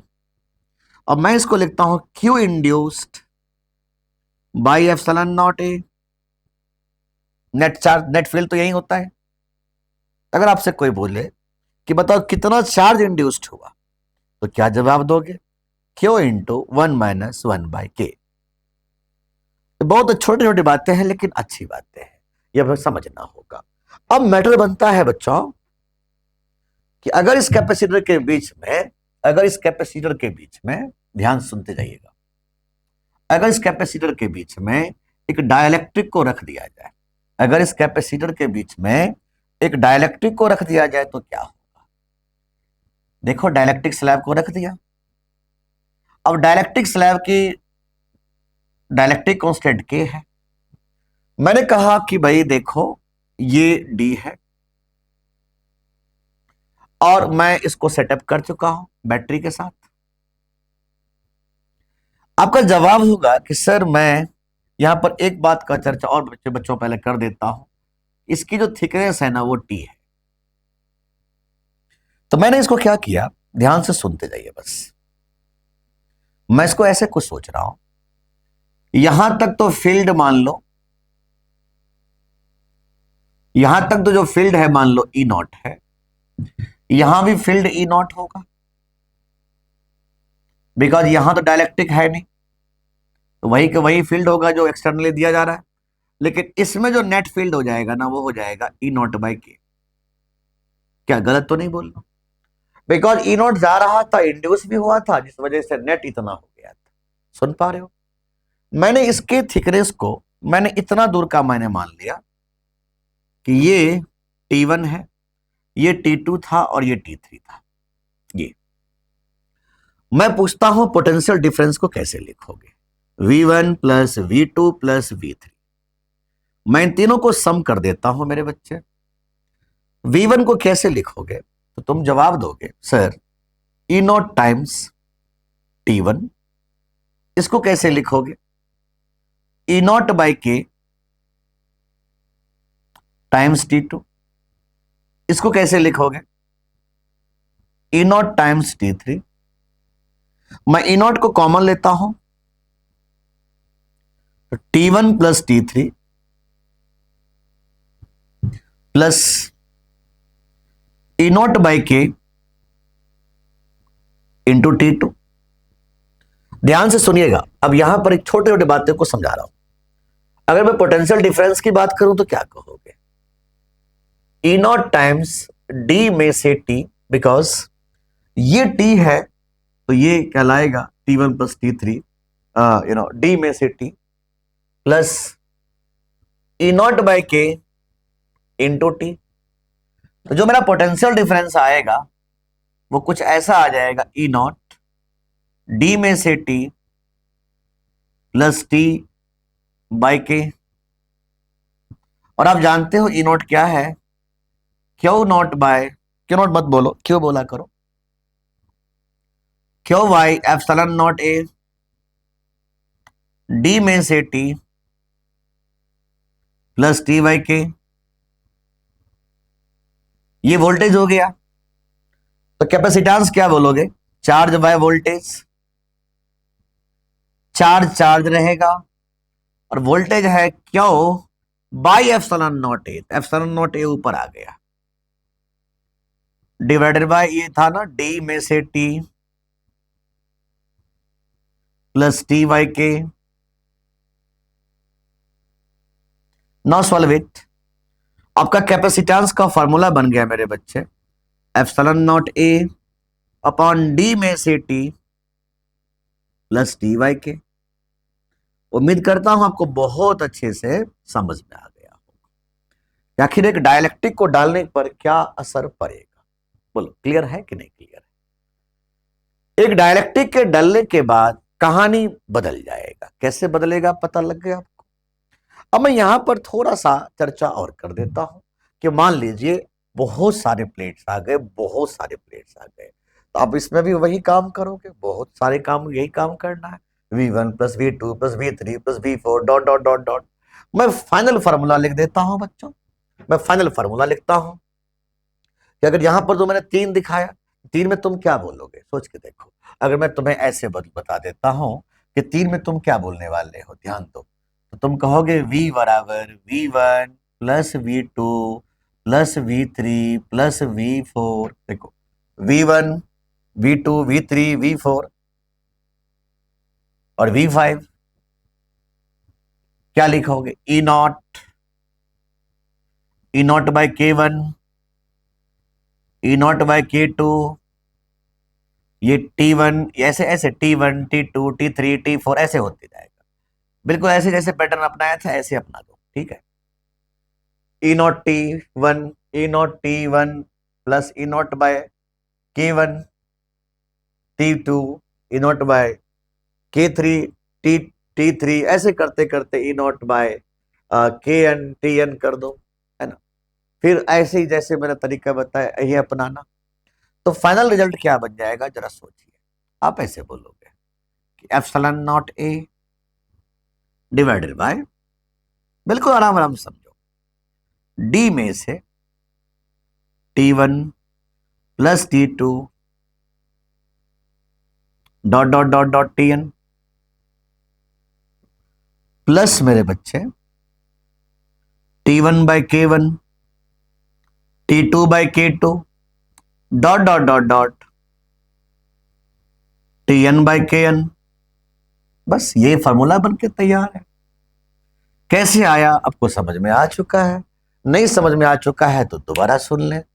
फिर से वही काम करना था, पार्ट बाय पार्ट तोड़ देना था। ये था T1 T2 T3 ऐसे था, है ना बच्चों। तो मैं कहूंगा कि इसमें तो फील्ड बदल जाएगा, बाकी जगह तो वही रहेगा।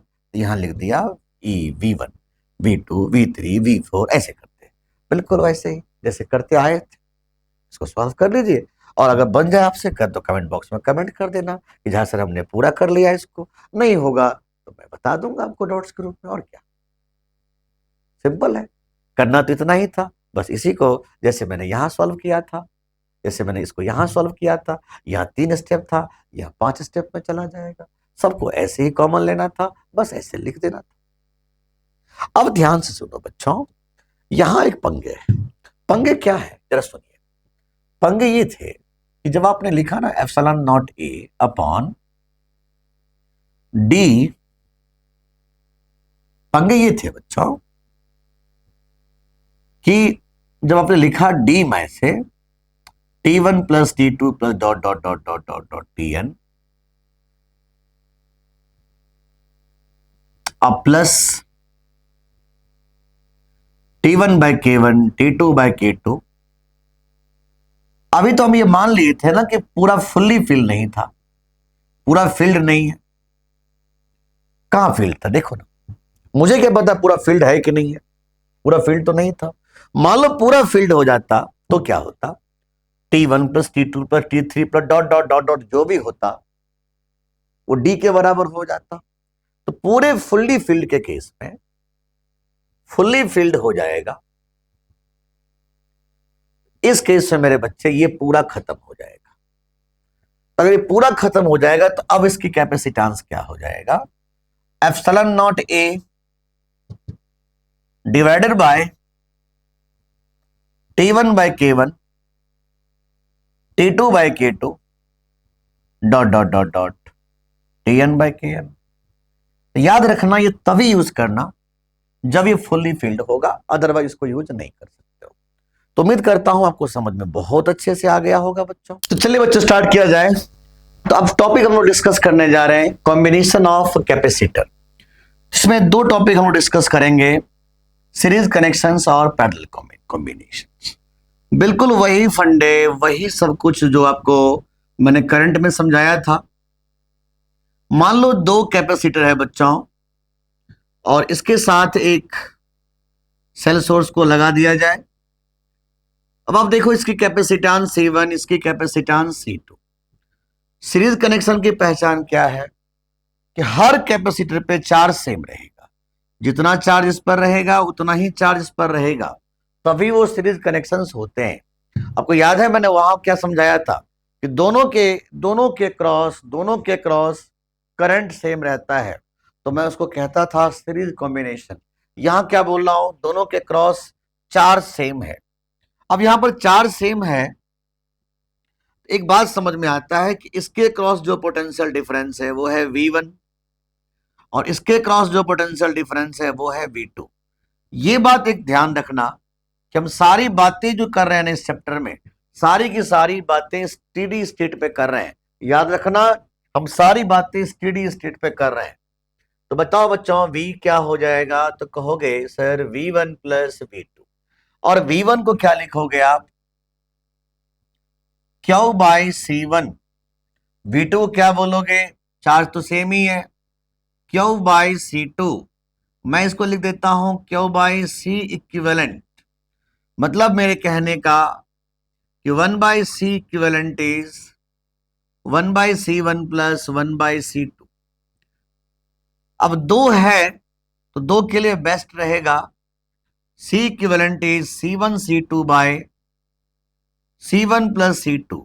बिल्कुल मेरे बच्चे रेसिस्टेंस का उल्टा दिख रहा है। यहां पर रेसिस्टेंस में ये फॉर्मूला पैरेलल मोड में हुआ करते थे, आज ये सीरीज मोड में दिख रहे हैं मुझे।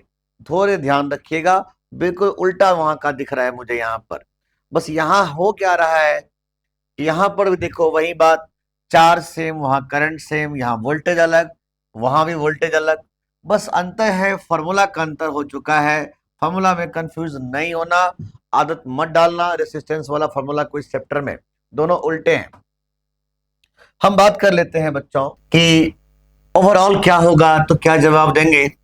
आपका जवाब होगा 1 by C equivalent is 1 by C1 plus 1 by C2 plus dot dot dot dot 1 by Cn। बहुत ध्यान से सुनते जाना, छोटी छोटी बातें समझाऊंगा आपको।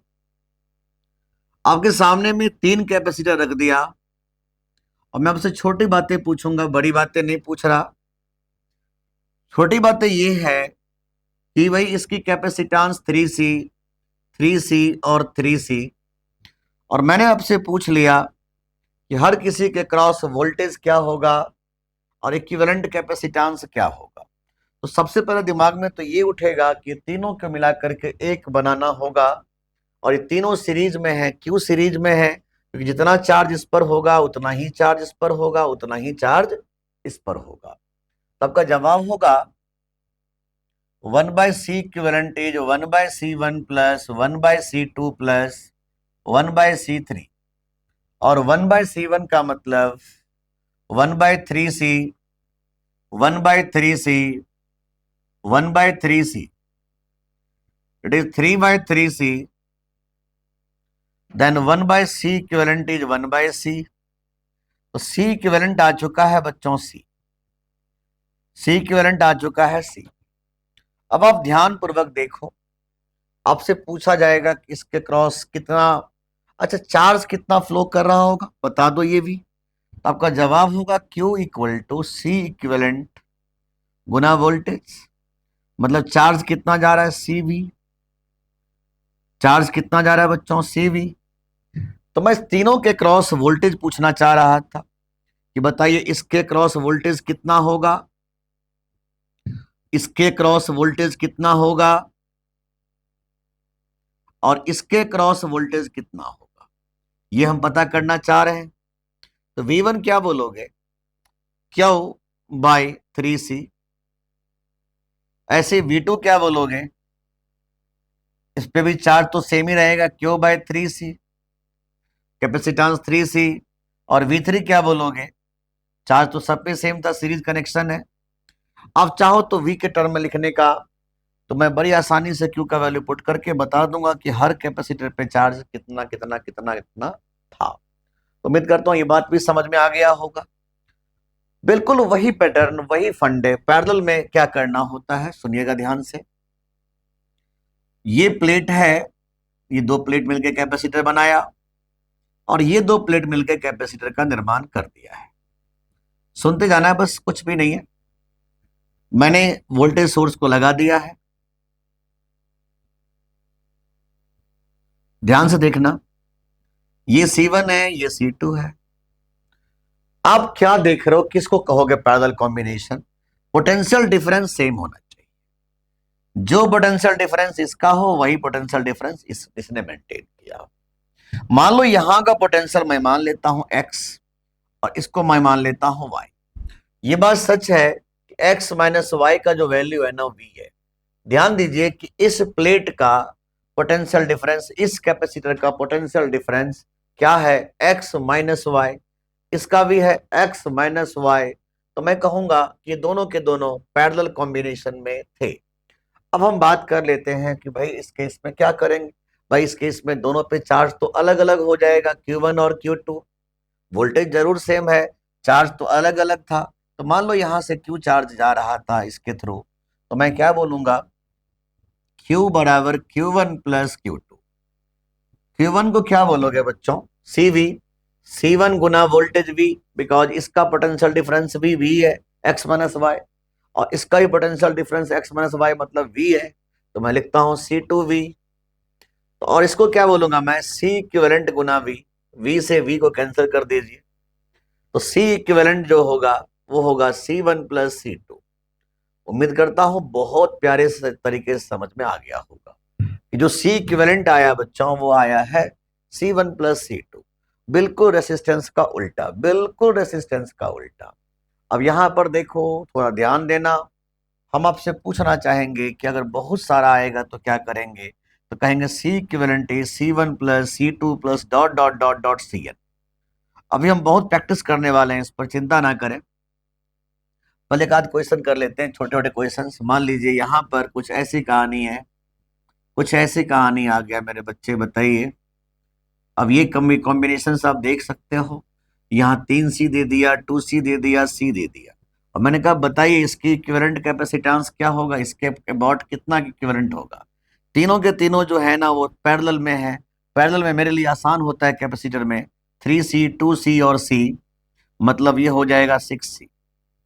ऐसे मैं कहता हूं बच्चों, मान लीजिए ऐसा कुछ कहानी होता कि मैंने ऐसा कुछ दे दिया और यहां भी कुछ मैंने ऐसे दे दिया। अब बताओ क्या कहानी लिखोगे।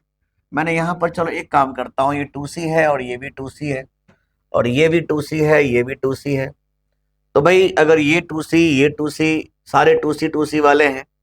अब ये दोनों मिलके सीरीज बना दिया, तो 2C मिलके बना दिया C। तुम तो जानते हो ना कि 2C Guna 2C by 2C plus 2C मतलब C। ऊपर हो गया C और नीचे भी हो जाएगा C, और ये दोनों मिलके बना दिया पैरेलल। मतलब मैं कहता हूं कि सी इक्विवेलेंट जो हो जाएगा वो हो जाएगा 2C। तो उम्मीद करता हूं ये बात समझ में बहुत अच्छे से आ गया होगा। चूंकि हम बात पैरेलल प्लेट का कर रहे थे, हम आपको पैरेलल प्लेट समझाने जा रहे हैं, इसको बहुत बारीकी से सुनिएगा। यहाँ पर कई प्लेट्स हैं, आपको मैं 3D विजुलाइज करने की कोशिश कर रहा हूँ। देखो सबके बीच में सेपरेशन जो है, सबके बीच में सेपरेशन ध्यान रखना वो डी है, सबके बीच में सेपरेशन डी है और सबका एरिया जो है ना वो ए है। हम क्या किए, इस प्लेट को इस प्लेट के साथ जोड़ दिए और इसके क्रॉस इक्विवेलेंट कैपेसिटेंस पूछा जाए। तो तरीका देखो मैं कैसे करूंगा। मैं सबसे पहले नंबरिंग करूंगा इसको बच्चों, लिखता हूं 1 2 3 और 4, नंबरिंग कर दिया। तो पहले ये बताओ किसके क्रॉस इक्विवेलेंट पूछा जा रहा है। तो आपका जवाब है कि 2 और 3 के क्रॉस पूछ रहा है। तो मैं ऐसे लिखता हूं 2 और मैं ऐसे लिखता हूं 3। अब आपको देखना है कि क्या कोई कनेक्शन है। यस कनेक्शन है ना। किसके बीच में कनेक्शन दिख रहा है आपको, 1 और 4। तो कनेक्शन का मतलब इक्वल पोटेंशियल, कनेक्शन का मतलब इक्वल पोटेंशियल, मतलब जो 1 है वही 4 है, जो 4 है वही 1 है, दोनों का पोटेंशियल बराबर था। जीरो रेसिस्टेंस वायर से कनेक्शन का मतलब तो यही होता है, यही सिखा रखा है मैंने, जो 1 वही 4, जो 4 वही 1। तो जो कोई कनेक्शन वगैरह होगा उसको बीच में लिख देना। चलो मैंने कनेक्शन का नाम लिख दिया 1,4। अब यहां से कैपेसिटर का बनाना स्टार्ट करो। चलो देखो कैपेसिटर बनाना स्टार्ट करो। 1 और 2 ने मिलकर एक कैपेसिटर बनाया, 1 और 2 ने मिलकर एक कैपेसिटर बनाया। ये रहा 1, ये रहा 2। एक प्लेट यहां से एक प्लेट यहां से मिलकर बन गया कैपेसिटर। चलो बहुत अच्छी बात भाई। 2 और 3 ने मिलकर कैपेसिटर बनाया, ये रहा 2 और ये रहा 3। यहां से एक प्लेट निकला और यहां से एक प्लेट निकला, बन गया कैपेसिटर। ओके, ऐसे ही यहां 3 और 4 दिख रहा है, तो 3 से एक प्लेट निकलेंगे और 4 से भी एक, और बना दिया कैपेसिटर।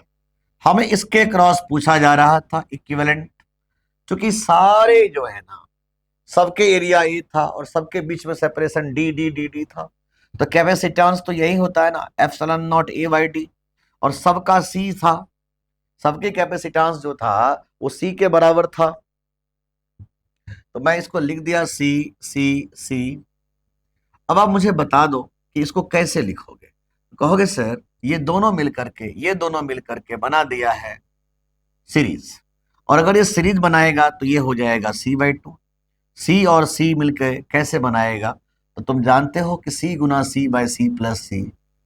तो कहोगे ये हो जाएगा C/2, और ये जो है वो C ऐसे है, और हमें इसके क्रॉस निकालना है, तो हमें इसको बिल्कुल छेड़ना ही नहीं था। अब मुझे बताओ ये दोनों का कनेक्शन कैसा है। तो कहोगे सर इसका कनेक्शन तो पैरेलल में है, और पैरेलल हमारे लिए आसान था कि C equivalent is C/2 plus C, मतलब 3C/2। अगर मैं उससे पूछूं कि कितना इक्विवेलेंट हो जाएगा बच्चों, तो क्या जवाब दोगे, 3 epsilon naught A upon D 2D। बस यही इसका आंसर हो जाएगा। हमने C का वैल्यू पुट कर दिया। तो उम्मीद करता हूं आपको समझ में बहुत अच्छे से आ रहा होगा। आगे बढ़िए, ट्राई करिए कैसे करें इसको। मैंने इसका नाम दे दिया 1, इसका नाम दे दिया 2, इसका नाम दिया 3, इसका नाम दिया 4।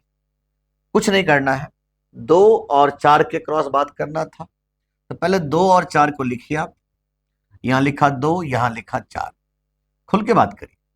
अब देखिए कोई कनेक्शन किसके बीच में है, तो कहोगे 1 और 3 के बीच में कनेक्शन है, 1 और 3 के बीच में कनेक्शन है। तो यहां लिख दीजिए 1 और 3, और आपको लिखना होगा कैपेसिटर का निर्माण करना स्टार्ट करिए। एक प्लेट और दूसरा प्लेट, एक प्लेट और दूसरा प्लेट बना दिया कैपेसिटर। 2 और 3 ने बनाया, ये रहा 2, ये रहा 3, एक यहां से एक यहां से। 3 और 4 ने बनाया, ये रहा 3, ये रहा 4, बना दिया कैपेसिटर। हमें पूछा जा रहा है इसके क्रॉस। हम कहेंगे कि अब ये दोनों जो है ना सीरीज में नहीं पैरेलल में है, तो मैं इसको ऐसे लिख देता हूं, ये दोनों मिलके बना दिया 2C, और ये जो है ना वो C है। अब बताइए कैसा कनेक्शन ले लिया, 1 और 4 के क्रॉस, मतलब 2 और 4 के क्रॉस। तो 2C और C कैसे लिखते हो, C इक्विवेलेंट, दोनों सीरीज में है, 2c Guna c by 2c plus c, मतलब 2c बाई 3, 2c बाई 3। और c का वैल्यू आपको पता ही है, क्या होता है c का value, epsilon naught a by D. बस योर आंसर इज रेडी। आ गया c इक्विवेलेंट। बोलिए क्लियर कि नहीं क्लियर, जल्दी जल्दी बताओ। फिर हम बात करते हैं, छोटे छोटे क्वेश्चंस और उठाते हैं बच्चों। आपके सामने क्वेश्चन स्क्रीन पे है, आप चाहो तो वीडियो को पॉज करके इसको ट्राई करो, फिर बात करते हैं। जल्दी से कर लिया ना आपने, 1 2 3 4। बात यह है कि 1 और 3 के बीच में कनेक्शन है और 2 और 4 के बीच में कनेक्शन है। हमसे पूछ क्या रहा है, 1 और 3, 2 और 4, ऐसे पूछा गया ना। जो 1 है वही 3 है और जो 2 है वही 4 है। हमसे पूछ भी रहा था वही 1 3 और 2 4 के क्रॉस कितना इक्विवेलेंट होगा। कैपेसिटर बनाना स्टार्ट करो। 1 और 2 ने मिला दिया एक कैपेसिटर। 2 और 3 ने, ये रहा 2, ये रहा 3, ये रहा एक प्लेट, ये रहा एक प्लेट, 2 और 3। और 3 और 4 ने बनाया, ये रहा 3, ये रहा 4। अब मुझे बता दीजिए, सारे तो सी वाले ही हैं। अब ये तीनों का कनेक्शन कैसा है, पैरेलल। तो सी इक्विवेलेंट क्या लिखेंगे, 3c। Your answer is 3 epsilon naught a by D. This is the value of C equivalent. उम्मीद करता हूं आ रहा होगा समझ में बच्चों, बिल्कुल आ रहा है ना। अब चलो मस्त क्वेश्चन दे रहा हूं, बढ़िया क्वेश्चन दे रहा हूं, शानदार क्वेश्चन दे रहा हूं। सोचो समझो जवाब। भाई इसकी कहानी क्या है, मैं नंबरिंग करूं, पहले नंबरिंग करो, 1 2 3 4 और 5। मैं सोच रहा था पहले ऐसे लिखता हूं, यहां लिखता हूं 2, और मुझे 3 और 5 के क्रॉस पूछ रहा था, तो यहां लिखता हूं 3 5। अब देखो कोई कनेक्शन वगैरह बचा हुआ है, हाँ बचा हुआ है 1 और 4 के बीच में, तो उसको बीच में लिख दो 1 और 4 को। अब कैपेसिटर का निर्माण करना स्टार्ट करो। 1 और 2, ये रहा 1, ये रहा 2। 2 और 3, ये रहा 2, ये रहा 3। 3 और 4, ये रहा 3, ये रहा 4। 4 और 5, ये रहा 4, ये रहा 5। और सारे सी वाले हैं भाई, सारे तो सी ही रहेंगे ना, epsilon naught a by D ही रहेगा, सबका एरिया सेम है, सबके बीच सेपरेशन डी ही है। अब इसको बना दो कैपेसिटेंस, फाइनली क्या कहोगे, ये दोनों मिलकर बना दिया 2c। क्या जवाब दोगे, ये रहा c, ये रहा 2c, और इसके साथ बनाया है c। बस सॉल्व करना है और तो कुछ बचा नहीं है। क्या जवाब दोगे, c Guna 2c by c plus 2c, कितना आया 2c बाई 3, मतलब ये हो गया 2c बाई 3 और ये c, ये दोनों का कॉम्बिनेशन पैरेलल, तो 2c बाई 3 प्लस c कितना आया बच्चों, 5c बाई 3, मतलब इसका आंसर हो जाएगा 5 epsilon naught a by 3d। बस योर आंसर इज रेडी। उम्मीद करता हूं आपको बहुत अच्छे से समझ में आ रहा होगा। बिल्कुल बेसिक बेसिक चीजें हैं, टफ तो होते नहीं है। कैपेसिटर तो बहुत आसान चैप्टर है, मेन तो इलेक्ट्रोस्टैटिक्स था इसका, उसका ही साइड पार्ट है, बस मस्ती में समझो। हाँ जेई या नीट में थोड़े से लेवल होते हैं, हल्का सा हो जाते हैं इसमें, थोड़े से, ज्यादा नहीं। तो चलो आगे बढ़ते हैं। अब मैं जो बात करने जा रहा हूं कॉम्बिनेशन ऑफ कैपेसिटर में, थोड़े अलग तरीके का। इसमें मैंने कुछ प्लेस दे दिया और मैंने इसके बीच में डाइलेक्ट्रिक स्लैब को भर दिया था। रियल फोटो डायग्राम जो होगा ना बच्चों, वो ऐसा ही था, रियल ऐसे ही था, रियल इसका फोटो यही था। बस ये है कि मैं इसको फ्रंट व्यू से देख रहा हूं, मतलब मैं इसको टॉप व्यू से नहीं देख रहा हूं, मैं फ्रंट व्यू से देख रहा हूं। तो फ्रंट व्यू से मुझे ऐसे ही दिखाई देगा, है ना, जबकि टॉप व्यू से देखूंगा तो ऐसे दिखाई देगा। टॉप व्यू से देखूंगा तो मुझे ऐसे दिखाई देगा, बिल्कुल ऐसा है। इसका एरिया भी ये है ना बच्चों, यही एग्जैक्टली यही फोटो है, इसका एरिया है, इसका एरिया है। अब यहां भी यही देखो, यही वाला। अब इसमें क्या किया मैंने, इसमें देखो इतना भर दिया K1, इतना भर दिया K2, ऐसे भर दिया मैंने, ठीक है, समझ रहे हो बात। बस इसको मैं फ्रंट व्यू से देख रहा हूं, तो इसलिए मेरे को ऐसा लग रहा है कि ये फोटो ना ऐसा हो गया। तो बोला कि बताओ इसका इक्विवेलेंट कैपेसिटेंस क्या होगा। अब ऐसे क्वेश्चंस को कैसे किया जाए ध्यान दो। तुम क्या करो, बहुत तरीके से समझाता हूं और समझना अच्छे से। मैं इसको नंबरिंग कर देता हूं, ये 1 और ये 2। मैं जानता हूं कि भाई कहानी ऐसा कुछ होने वाला है। ये 1, एक कैपेसिटर का निर्माण ये हुआ है, ये 1 और ये 2। ऐसे ही 1 और 2 दोनों मिलकर के कुछ ऐसा बनाया फोटो। सोचो, ये 1 ये 2, ये 1 ये 2, कुछ ऐसी कहानी है क्या? इसमें डायलेक्ट्रिक K1 डाला हुआ है और इसमें डायलेक्ट्रिक K2 डाला हुआ है। इस वजह से इसकी जो कैपेसिटेंस हो गई वो C1 कैपेसिटेंस है, C2 कैपेसिटेंस है। तो पहले C1 C2 का वैल्यू बता दो मुझे। तो आपका जवाब होगा C1 का जो वैल्यू होगा वो होगा एप्सिलॉन नॉट। एरिया तो भाई क्या है, सोच के देखो, आधा एरिया हो गया। बिल्कुल भाई, सोच के देखो इसको, इस तरीके से देखो। अगर मैं इतना फीलिंग करता हूं तो एरिया तो सिर्फ A/2 ही रह गया ना। सोच के देखो भाई, इस प्लेट देखो, ये कैपेसिटर बना है, इसका एरिया इतना ही रहेगा ना। बोलो, इतना ही एरिया रहेगा। तो इसका जो एरिया हो जाएगा वो हो जाएगा A/2, लेकिन ये D ही रहेगा। इसका वैल्यू हो जाएगा एप्सिलॉन नॉट A/2D। अच्छा, तुम तो जानते हो कि डायलेक्ट्रिक डालने के बाद वो K टाइम्स हो जाता है बच्चों। तो मैं इसको K1 से भी मल्टीप्लाई कर दूंगा, K1 टाइम्स कर दूंगा, K1 times epsilon not A/2D। बोलो क्लियर कि नहीं क्लियर? ऐसे मुझे इसका बताओ, ये मैंने क्यों K1 से मल्टीप्लाई किया, समझ में आ रहा है ना? क्योंकि डायलेक्ट्रिक डालने के बाद उसकी कैपेसिटेंस K गुना हो जाती है, बात मैं बता चुका हूं। अब C2 की वैल्यू बात करो, सेम कहानी इसमें भी, K2 एप्सिलॉन नॉट A/2D। अब आप देखो ये दोनों का कनेक्शन कैसा है, पैरेलल। पैरेलल है तो मेरे लिए आसान है, C equivalent is C1 plus C2। तो मैं क्या बोलने वाला हूं, C इक्विवेलेंट इज, देखो, K1 times epsilon not A/2D, K2 times epsilon not A/2D। और जो फाइनल वैल्यू आएगा, बच्चों ध्यान देना, वो आएगा एप्सिलॉन नॉट A/D, कॉमन ले लो, तो K1 प्लस K2/2। यही इसका आंसर हो जाएगा। अच्छा, यहां पर एक बहुत इंपॉर्टेंट बात पूछता है तुमसे, इसके इक्विवेलेंट डायलेक्ट्रिक कांस्टेंट क्या है? तो कहोगे C को छोड़ के, यही तो C होता है ओरिजिनली, C को छोड़ के जो भी कुछ है वही इफेक्टिव डायलेक्ट्रिक कांस्टेंट्स होते हैं।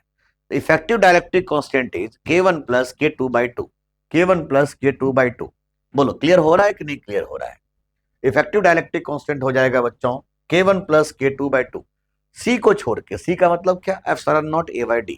सी को छोड़ के जो भी कुछ है वो इफेक्टिव डायलेक्ट्रिक कांस्टेंट्स है। अब यहां पर देखो, आपके सामने स्क्रीन पर फिर से दे दिया मैंने। अब डायग्राम में ये है कि ये एक अलग कैपेसिटर बन चुका है जिसका कैपेसिटेंस है एप्सिलॉन नॉट, एरिया तो पूरा ले लिया इसने, एप्सिलॉन नॉट A/D। डी का वैल्यू क्या लिखोगे, D/2।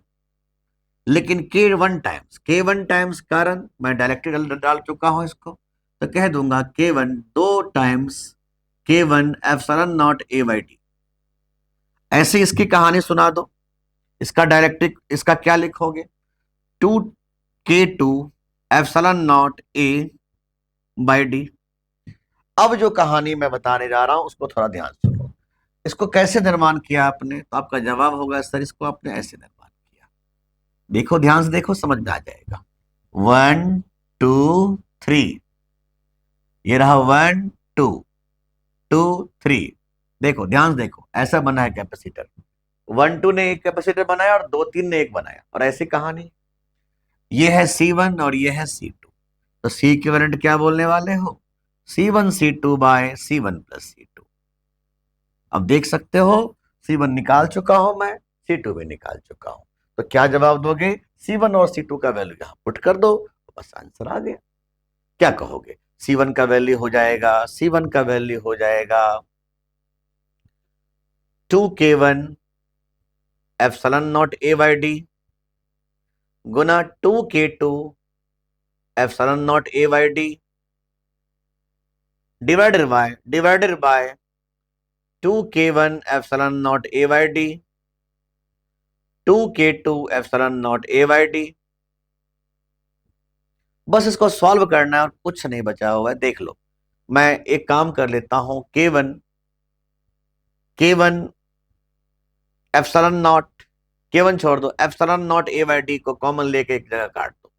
मैं इसे लिख सकता हूं 2k1 epsilon not A by D Guna 2k2 epsilon not A by D.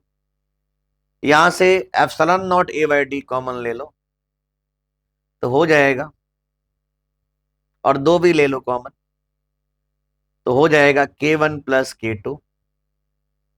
अब देखो कितना सिंपल हो जाए तुम्हारे लिए। Epsilon not A by D, epsilon not A by D, 2 मैं कैंसिल कर दिया। तब देख सकते हो आपका डाटा क्या मिला। आपका डाटा मिला है सी इक्विवेलेंट इज, देख सकते हो आप 2, ऐसे लिखो epsilon not A by D, epsilon not A by D 2k1 k2 by k1 plus k2। Please check, यही है ना, 2k1 k2 by k1 plus k2। मैं कह चुका हूं कि C को छोड़ के जो भी है वो इफेक्टिव डाइलेक्ट्रिक कांस्टेंट्स है। मतलब इसका जो डाइलेक्ट्रिक कांस्टेंट्स है वो है 2k1 k2 by k1 plus k2। उम्मीद करता हूं बहुत प्यार समझ में आ रहा होगा। अब यहां समझ में आना होगा आपको। मैं हल्का हिंट करूंगा, ये C1 की वैल्यू क्या लिखेंगे आप, k1 times epsilon not a के बदले में एरिया आधा, और ये हो जाएगा d, मतलब k1 times epsilon not A by 2d। बिल्कुल सही बात बच्चों। अगर मैं यहां की बात करूं तो क्या जवाब देंगे आप, इसका एरिया भी आधा है और वो भी आधा है, मतलब मैं C2 का बात कहूंगा k2 times epsilon not A by 2 upon d by 2। बहुत अच्छी बात भाई, d बाई 2 उड़ गया तो इसका वैल्यू कितना हो जाएगा, k2 times epsilon not A by D. उम्मीद करता हूं ये बात समझ में आया होगा। C2 का वैल्यू क्या लिखेंगे, k2 times epsilon naught a by 2, area भी आधा है और d भी आधा है। ऐसी कहानी इसका होगा बच्चों। C3 is k3 times epsilon naught a by 2 upon d by 2।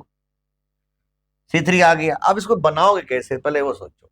आप ये कहोगे कि सर इसकी कहानी तो अजीबोगरीब है, ये ऐसे बनाया होगा क्योंकि ये 1 है, ये 2 है, ये 1 है, ये 2 है, बीच में 3 आ गया है, तो कोई नहीं, ये 1 है, ये 2 रहने दो।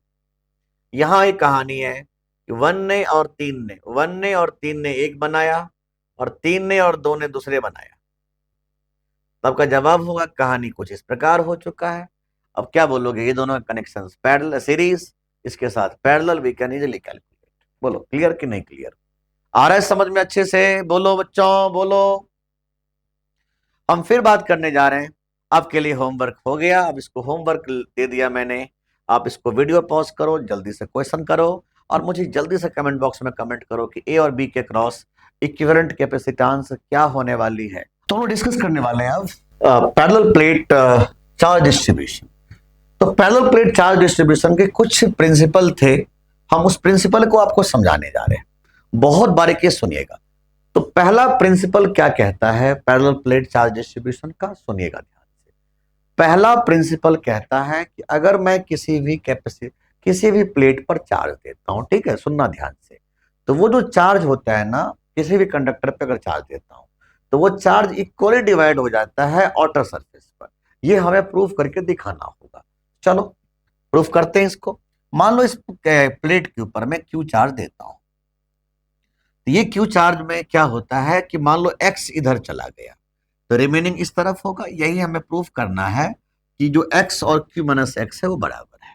हम कैसे सोचेंगे, तो हमने इसके लिए ऐसा सोचा कि मान लो एक पॉइंट इसके बीच में ले लिया, ठीक है, ध्यान देना, इसके बीच में एक पॉइंट ले लिया और मैंने कहा ये जो पॉइंट है ना बच्चों, इस पॉइंट पे, इस P पॉइंट पे इलेक्ट्रिक फील्ड 0 होगा। क्यों 0 होगा, क्योंकि कंडक्टर के अंदर में इलेक्ट्रिक फील्ड जीरो होता है।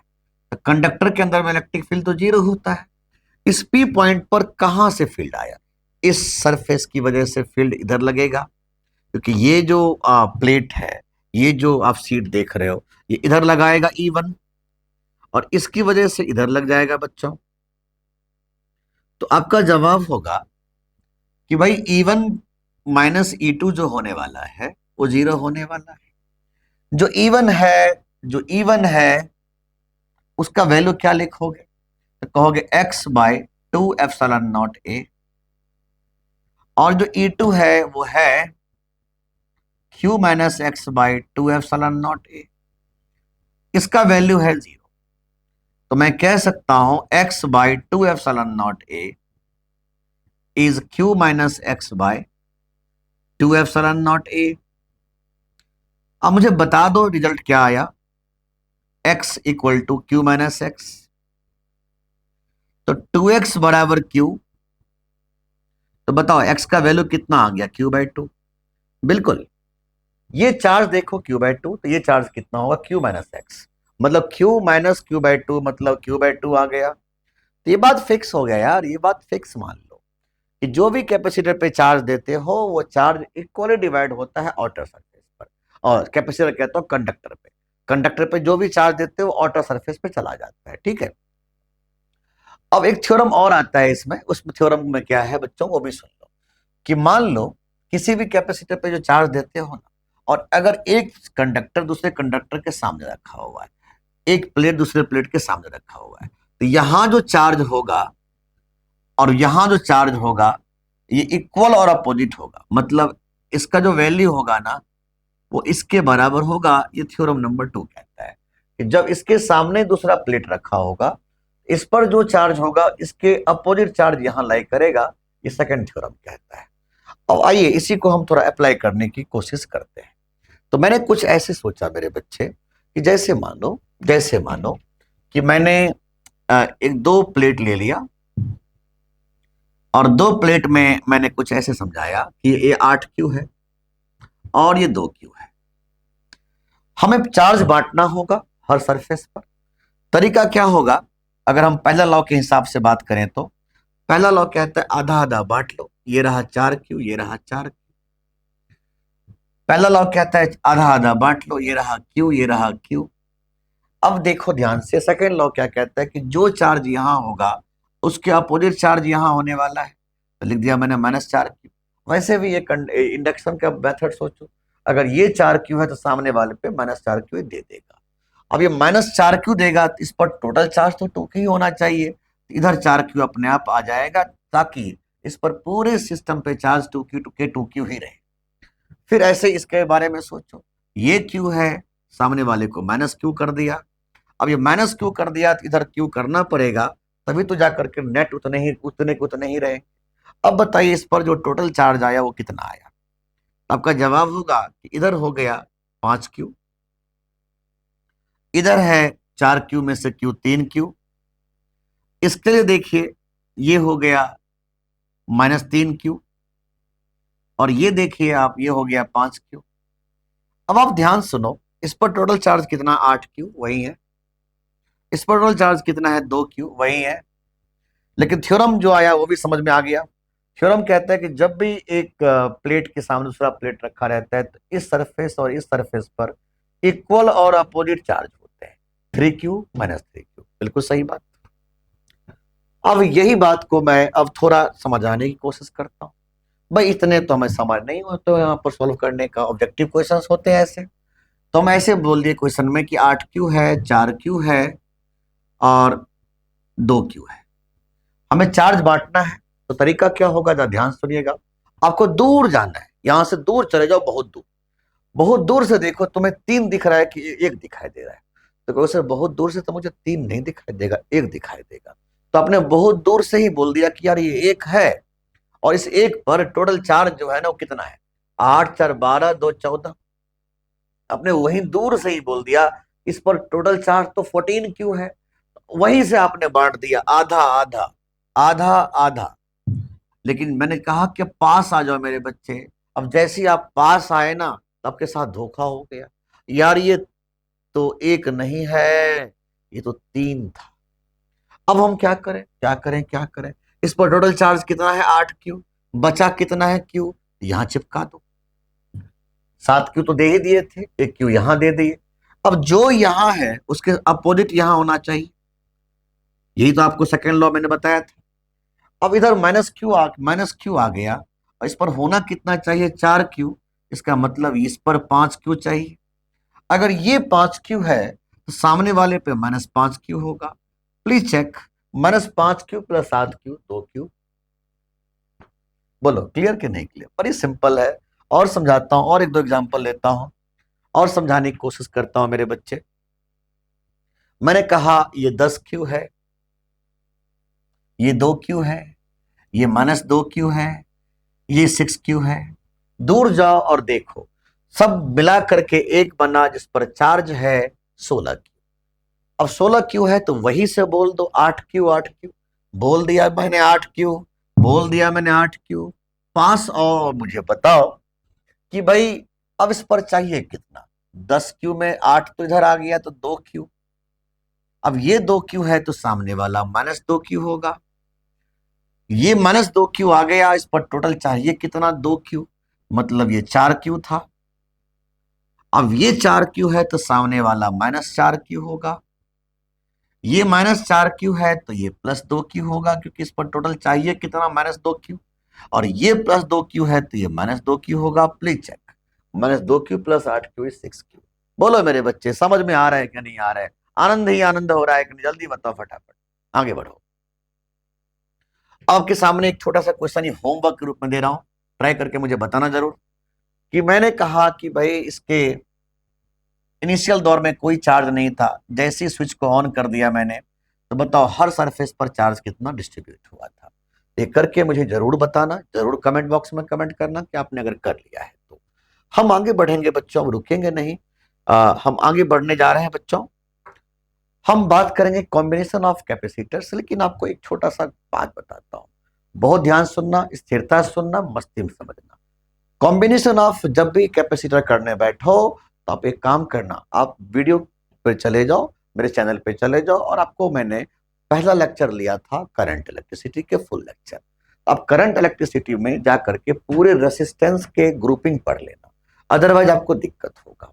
वहां जो फंडा समझाया था वहां एग्जैक्टली वही फंडा यहाँ, कुछ नया नहीं है, फॉर्मूला बदल गया बस। एक बार उसको रिवाइज कर लोगे ना तो यहां मस्ती में समझोगे, क्योंकि मैं दोबारा तो वो चीज बताऊंगा नहीं। एक बार वहां पर अच्छे से कर लेना, ठीक है? और उसके बाद जब ये करोगे तो आनंद ही आनंद है। अब यहां पर देखो, मैंने बोला ए और बी के क्रॉस बताओ इक्विवेलेंट कैपेसिटेंस क्या होगा। तो मैं वहां भी यही बात समझाया था कि इधर शुरू करता हूं कैलकुलेशन करना। अब देखो ये 6C 6C 6C, 6 3 बार। तो मैंने क्या सिखाया था? अगर सीरीज में है तो 1/6 1/6 1/6। तो क्या लिखोगे? 3/6, मतलब 2 बन गया। ये सब मिलके क्या बन गया? जल्दी बताओ। 2। ये सब मिलके क्या बन गया? 2C। अब ये 2C है, सॉरी, ये 2C है, ये 2C और ये 4C बना है। कैसा कैसा कनेक्शन? जल्दी बताओ। ये 2C हो गया और ये 4C, ये सब मिलके बना दिया 6C। क्यों बनाया? क्योंकि ये इसके साथ पैरेलल है ना बच्चों?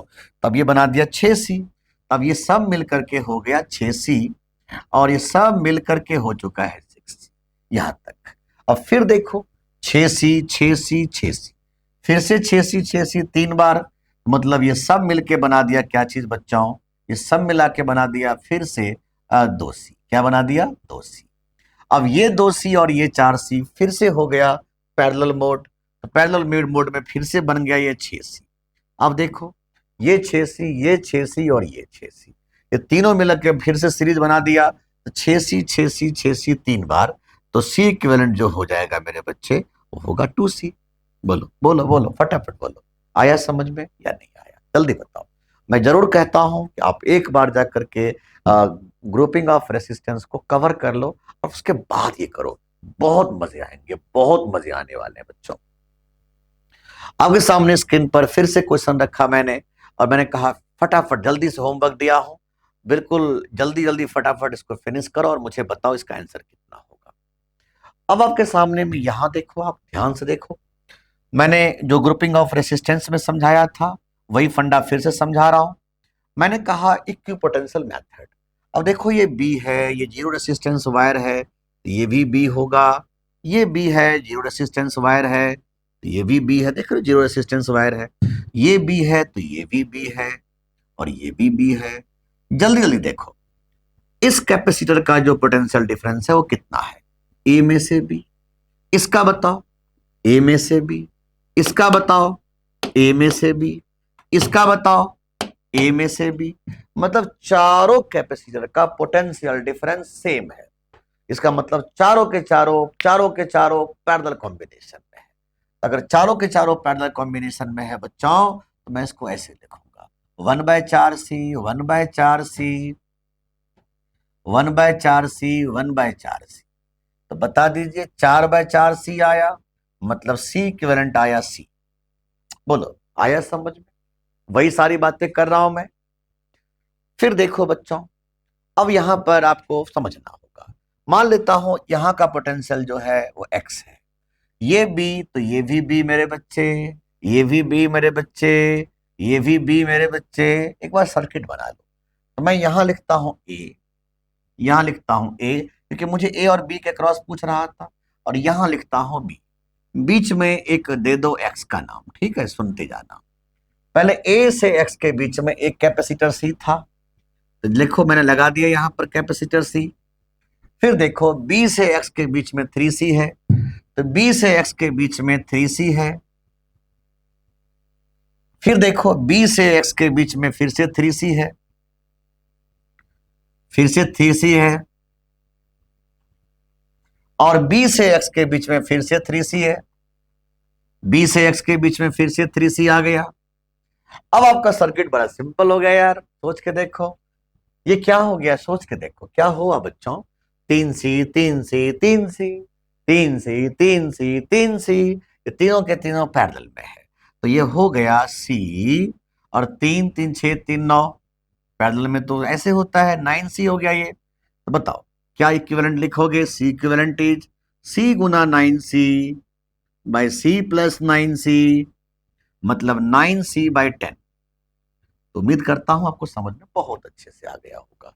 बोलो बच्चों क्लियर कि नहीं क्लियर? जल्दी जल्दी बताओ, जल्दी जल्दी बताओ, फटाफट बताओ। बोलो मेरे बच्चे, प्यारे प्यारे बच्चों बोलो। आपको याद होगा वहां सिखाया था व्हीटस्टोन ब्रिज प्रिंसिपल, याद आया? वही फंडा, वही सारे चीजें मैं बार बार कह रहा हूं कि अगर आपने करंट इलेक्ट्रिसिटी में ये चीजें नहीं पढ़ा तो फिर बेवकूफी है मैं दोबारा इसको पढ़ाऊं। ऑलरेडी आपको मैंने पढ़ा चुका है, तो दोबारा पढ़ाने की जरूरत क्या है, क्यों टाइम पास करूं आपको। एक बार जाकर के चैनल पे चले जाओ और करंट इलेक्ट्रिसिटी जो पहला लेक्चर दिया था इस सीरीज का, उसमें जाकर के ग्रुपिंग ऑफ रेसिस्टेंस को मस्ती में पढ़ लो। जैसी ग्रुपिंग ऑफ रेसिस्टेंस वाला टॉपिक पढ़ लिया उसमें वन शॉट वीडियो में, उसके बाद इसको करके देखो यूं उड़ जाएगा यूं। क्या सिखाया था बताओ? मैं मानता हूं मैंने सिखाया था कि अगर ये अपॉन ये अपॉन ये, अगर ये अपॉन ये के बराबर है, तो उस केस में मैं कहता हूं कि इससे कोई चार्ज नहीं जाएगा, कोई करंट नहीं जाएगा, ये ओपन सर्किट हो गया। और ये दोनों बराबर है, और यही होता था balance condition of Wheatstone bridge. उस केस में ये दोनों सीरीज में, और अगर ये दोनों सीरीज में आ जाएगा बच्चों, क्योंकि ये तो बिल्कुल अलग हो चुका है, टूट चुका है सर्किट। 3 और 6 का कितना कितना आ जाएगा सीरीज कनेक्शन, सोचो 18/9 2, ये बन जाएगा 2C। और ऐसा ही कहानी इसका भी, ये दोनों भी सीरीज में आ जाएगा, तो 6 गुना 12, 12 गुना 6/12 प्लस 6, सोचो कितना आया, 4 आ गया। बोलो बच्चों 12 गुना 6/12 प्लस 6, 4 आ गया, 4C। अब ये दोनों का कनेक्शन जो है ना वो पैरेलल में है, तो बोलो C इक्विवेलेंट क्या बोलोगे? 6C। उम्मीद करता हूं बहुत प्यार समझ रहे होगे। तो फिर से चलो फटाफट बता दो इसका आंसर क्या होगा, जल्दी बताओ, जल्दी जल्दी फटाफट कमेंट बॉक्स में कमेंट करो इसका क्या आंसर होगा, जल्दी बताओ क्या लिखोगे। 3/9 इक्वल टू 2/6, मतलब इसमें करंट, इसमें चार्ज नहीं जाएगा, तो बस सोल्व कर दीजिए। कितना कहेंगे? 3 गुना 9, 3 गुना 9, बाय 9 प्लस 3, इसका हो गया। इसका क्या लिखोगे, 2 गुना 6 बाय 2 प्लस 6, इसका हो गया। और ये दोनों पैरेलल मोड में हो गया, और बड़ी आसानी से आप बना दोगे। और कमेंट बॉक्स में कमेंट भी करोगे, जल्दी जल्दी फटाफट कमेंट बॉक्स में कमेंट करो और बताओ इसका आंसर क्या हुआ। फिर से दिया क्वेश्चन, बिल्कुल वही कहानी, ये अपॉन बराबर ये उड़ गया, ऐसे ये उड़ेगा, ऐसे ये उड़ेगा, और फटाफट जवाब दो। ये भी आपको कमेंट बॉक्स में कमेंट करोगे, इसका आंसर बताओगे, जल्दी जल्दी फटाफट फटाफट फटाफट, जल्दी जल्दी फटाफट बच्चों। अब हम बात करेंगे स्विचिंग प्रॉब्लम। बहुत मस्ती में आप समझेंगे स्विचिंग प्रॉब्लम को कैसे डील करने हैं। तो बच्चों हम लोग डिस्कस करने जा रहे हैं स्विचिंग प्रॉब्लम के ऊपर में। स्विचिंग प्रॉब्लम कैसे पूछे जाएंगे? देखो स्विचिंग प्रॉब्लम में दो ही बात पूछी जाते हैं, या तो हमसे पूछा जाएगा चार्ज फ्लो, या पूछा जाएगा कि कितना हीट फ्लो किया है, कितना हीट जनरेट किया है। ठीक है, ध्यान सुनिएगा, करना क्या होता है। यहां पर हमें दे रखा होता है 10 प्लस माइनस 10 प्लस माइनस 10। अब देखो, तुम शुरू से देखो पूरी कहानी, इसका शुरू से देखना हुआ क्या है। 10 गुना 2 चार्ज क्या होता है, CV। 10 गुना 2 मतलब 20, तो पहले से इस पर 20 चार्ज था, ये माइनस 20, और पहले से इस पर कितना चार्ज था, 3 इंटू 5 15, और ये माइनस 15। तो हमसे पूछा जाता है कि बताओ कितना फाइनल चार्ज कितना होगा इन दोनों के ऊपर में, या ऐसे पूछ देगा कि बताइए कितना चार्ज फ्लोन हुआ है, कितना चार्ज फ्लोन हुआ है। अब ध्यान दीजिए, मैं जो बोलने जा रहा हूं आप इसको कैसे सॉल्व करोगे। किसी भी कैपेसिटर पे जो टोटल चार्ज होगा बच्चों, वो तो कांस्टेंट रहेगा। यहां देखो, इस पर 20 लिखा हुआ है, यहां 15 लिखा हुआ है, तो 20 प्लस 15 कितना हुआ, 35। तो पहले अगर 35 है टोटल, तो फाइनल भी तो 35 ही होगा। तो मान लो फाइनल दोनों का पोटेंशियल हो गया V, फाइनल पोटेंशियल दोनों का हो गया V। तो बताओ इसका चार्ज क्या होगा, CV 2V, और इस पर चार्ज कितना होगा, 3V, 3 गुना V। अब ये कहोगे कि 35 बराबर 5V, तो V बराबर 7 वोल्ट। तो जो फाइनल पोटेंशियल हो गया वो हो गया 7 वोल्ट। अब देखो, अगर फाइनल पोटेंशियल हो गया 7 वोल्ट, तो इस पर चार्ज कितना जाएगा बच्चों आप, तो कहोगे 14, 7 दूनी 14। इस पर चार्ज कितना आ जाएगा बच्चों, 7 या 21। अब सोचो, पहले चार्ज कितना था 20, अब कितना चार्ज हो गया 14, तो बताओ कितना निकल गया, तो कहोगे 6 माइक्रोकूलम चार्ज। इसका मतलब 6 माइक्रोकूलम चार्ज जो हो गया, यही कहलाएगा चार्ज फ्लोन। क्या कहलाएगा बच्चों, चार्ज फ्लोन।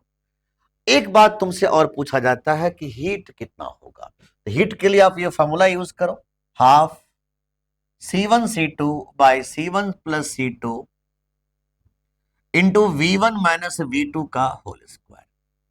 बस अगर मुझसे हीट पूछा जाता है तो C1 का वैल्यू 2, C2 का value 3, half 2 Guna 3 divided by 2 plus 3 into V1 minus V2 का स्क्वायर। V1 है 10 और V2 है 5, तो 10 में से 5 का स्क्वायर। मैं कह सकता हूं 1/2 इंटू 6/5, 1/2 इंटू 6/5 इंटू 25, 5 5 हो जाएगा और 2 3। इसका मतलब कितना कितना 15 माइक्रोजूल हीट डिसिपेटेट हुआ है। यहां हीट हो गया 15। अब आपको एक क्वेश्चन और कराता हूं, उसके बाद खुद करना आप, ठीक है। यहां देखो, यहां 10 दिया हुआ है, यहां -5। यहां देखो थोड़ा ध्यान से, पहले इस पर चार्ज कितना था 80, अब इस पर चार्ज कितना था -10। तो पहले था 80 में से -10 मतलब 70, तो लास्ट में भी 70 ही होगा। तो मान लो फाइनल पोटेंशियल दोनों का हो गया V। तो इस पर चार्ज कितना होगा 8V, और इस पर चार्ज कितना होगा बच्चों 2 गुना फाइनल पोटेंशियल V, 2V। तो 70 इक्वल टू 10V, तो V इक्वल टू 7 वोल्ट। सही है, V इक्वल टू आ गया 7 वोल्ट। अब मैं पूछता हूं कि बताओ अब इस पर चार्ज कितना हो गया, तो आपका जवाब होगा कि अब इस पर चार्ज होगा 8 इंटू 7 56। इस पर चार्ज कितना होगा, आपका जवाब कितना होगा जरा बताओ, 7 7 इंटू टू, 7 इंटू टू कितना हो गया 14। अब आप खुद देखो, पहले 80 था 56 हो गया, मतलब 24 निकल गया। पहले -10 था और 14 आ गया, मतलब 24 आ गया। तो चार्ज फ्लोन क्या बोलोगे, 24 माइक्रो कूलम चार्ज का चार्ज फ्लोन हुआ है। अब मैं पूछूंगा हीट डिसिपिटेशन क्या होगा, तो half C1 C2 by C1 plus C2 into V1 minus V2 का स्क्वायर। अब ध्यान देना, अगर ये प्लस और ये प्लस रहता ना तो V1 माइनस V2 लिखना, और अगर ये प्लस माइनस कनेक्ट होगा तो V1 प्लस V2 कर देना, बस बात खत्म। इतना ही अंतर है और कोई अंतर नहीं। फिर से बोल रहा हूं, अगर यहां प्लस है और ये प्लस है तब तो V1 माइनस V2 वाला टर्म लेना, ठीक है। अगर ये प्लस है और ये माइनस है तो V1 माइनस सॉरी, ये प्लस था और ये माइनस था तो V1 प्लस V2 लिखना, और अगर ये V1 ये प्लस है और ये भी प्लस है तो V1 माइनस V2 का टर्म लेना, जैसे कि पिछले बार किया था। तो बस सॉल्व कर दो, हाफ C1 C2 8 गुना 2 by 8 plus 2 into V1 plus V2। तो V1 है 10 और V2 है 5, तो 10 प्लस 5 का स्क्वायर। अब यहां पर minus of plus of minus मत लिख देना, ठीक है, ध्यान रखना। We can easily calculate. अब ये आपका होमवर्क है, आप जल्दी से मुझे इसको कमेंट बॉक्स में कमेंट करो कि इसका आंसर कितना होगा। फिर बच्चों एक बात और समझाना आपको जरूरी है, यहाँ चार्ज फ्लोन पूछ रहा है कि भाई इसमें चार्ज फ्लोन क्या होगा, तो थोड़ा ध्यान दो। मान लो पहले दौर में इस पे चार्ज कितना था, 10 गुना 5 50, ये हो गया -50। पहले इस पर चार्ज था ही नहीं, पहले इस पर चार्ज कितना था, 5 5 25 -25। मान लो यहां से क्यू चार्ज निकल गया, ये हो गया 50 माइनस क्यू, ये इस पे आ गया तो क्यू, और ये क्या लिखोगे 25 प्लस क्यू। हमें ऐसे सोचना होगा, ऐसे यहां शुरुआत कर रहा हूं तो मैं बोलूंगा कि ऐसे जब माइनस से प्लस में जा रहे हैं तो प्लस में लिखेंगे, तो ये प्लस V1, ये प्लस से माइनस में जा रहे हैं तो माइनस में V2, ये प्लस से माइनस में जा रहे हैं तो माइनस में V3 इक्वल टू 0। तो V1 equal to V2 plus V3। बताइए V1 का वैल्यू क्या लिखेंगे आप, 50 में से Q by 5 is equal to V2 Q by 1 plus 25 plus Q by 5। No solve it, क्या कहोगे आप, 50 में से Q by 5 is 5Q plus 25 plus Q by 5। No solve it, 50 में से 25 25 नहीं, 25 इज 5 6 7, तो कितना चार्ज का फ्लोन हो जाएगा बच्चों, 25/7 माइक्रोकूलम चार्ज का। अब तो हर किसी पे हम चार्ज भी बता सकते हैं। तो उम्मीद करता हूं आप इस क्वेश्चन को बिल्कुल अच्छे से करेंगे और कमेंट बॉक्स में कमेंट करेंगे। बिल्कुल ऐसा ही एक और क्वेश्चन दे देता हूं, आप इसको भी करिए और कमेंट बॉक्स में कमेंट करिए जल्दी जल्दी फटाफट। फिर मेरे बच्चे हम चाहते हैं कि एक आध क्वेश्चन और लिख लें। तो कह रहा है कैपेसिटर है, अच्छा ये तो मैंने पहले ही बोल दिया था कि अगर कोई किसी डायलेक्ट्रिक को डालने के बाद उसका पोटेंशियल क्या हो जाता है, V/K। इसमें सोचने की जरूरत तो है नहीं। और एक छोटा सा होमवर्क और दे देता हूं, आप इसको करके मेरे को जल्दी से कमेंट बॉक्स में कमेंट करो इसका आंसर क्या होगा। तो उम्मीद करता हूं आपको चीजें बहुत अच्छे से समझ में आ रहा होगा। तो मिलते हैं अगले लेक्चर में, अगले लेक्चर में हम लोग मिलेंगे, नेक्स्ट वीडियो में मिलेंगे। Magnetic effect of current and magnetism, one of the bestest topic. तो उम्मीद करता हूं यहां तक बहुत अच्छे से आप लोग कर लेंगे और समझ भी गए होंगे। तो आपको मैं जल्दी से जल्दी आपको मैं DPTs प्रोवाइड करवाना स्टार्ट करवाता हूं, और साथ ही साथ जो इस टॉपिक के DPPs वगैरह हैं, PDF वगैरह हैं, वो आपको मैं कल अटैच कर दूंगा, आप उसको अच्छे से कर लो। तो मिलते हैं अगले लेक्चर में, अगले वीक में।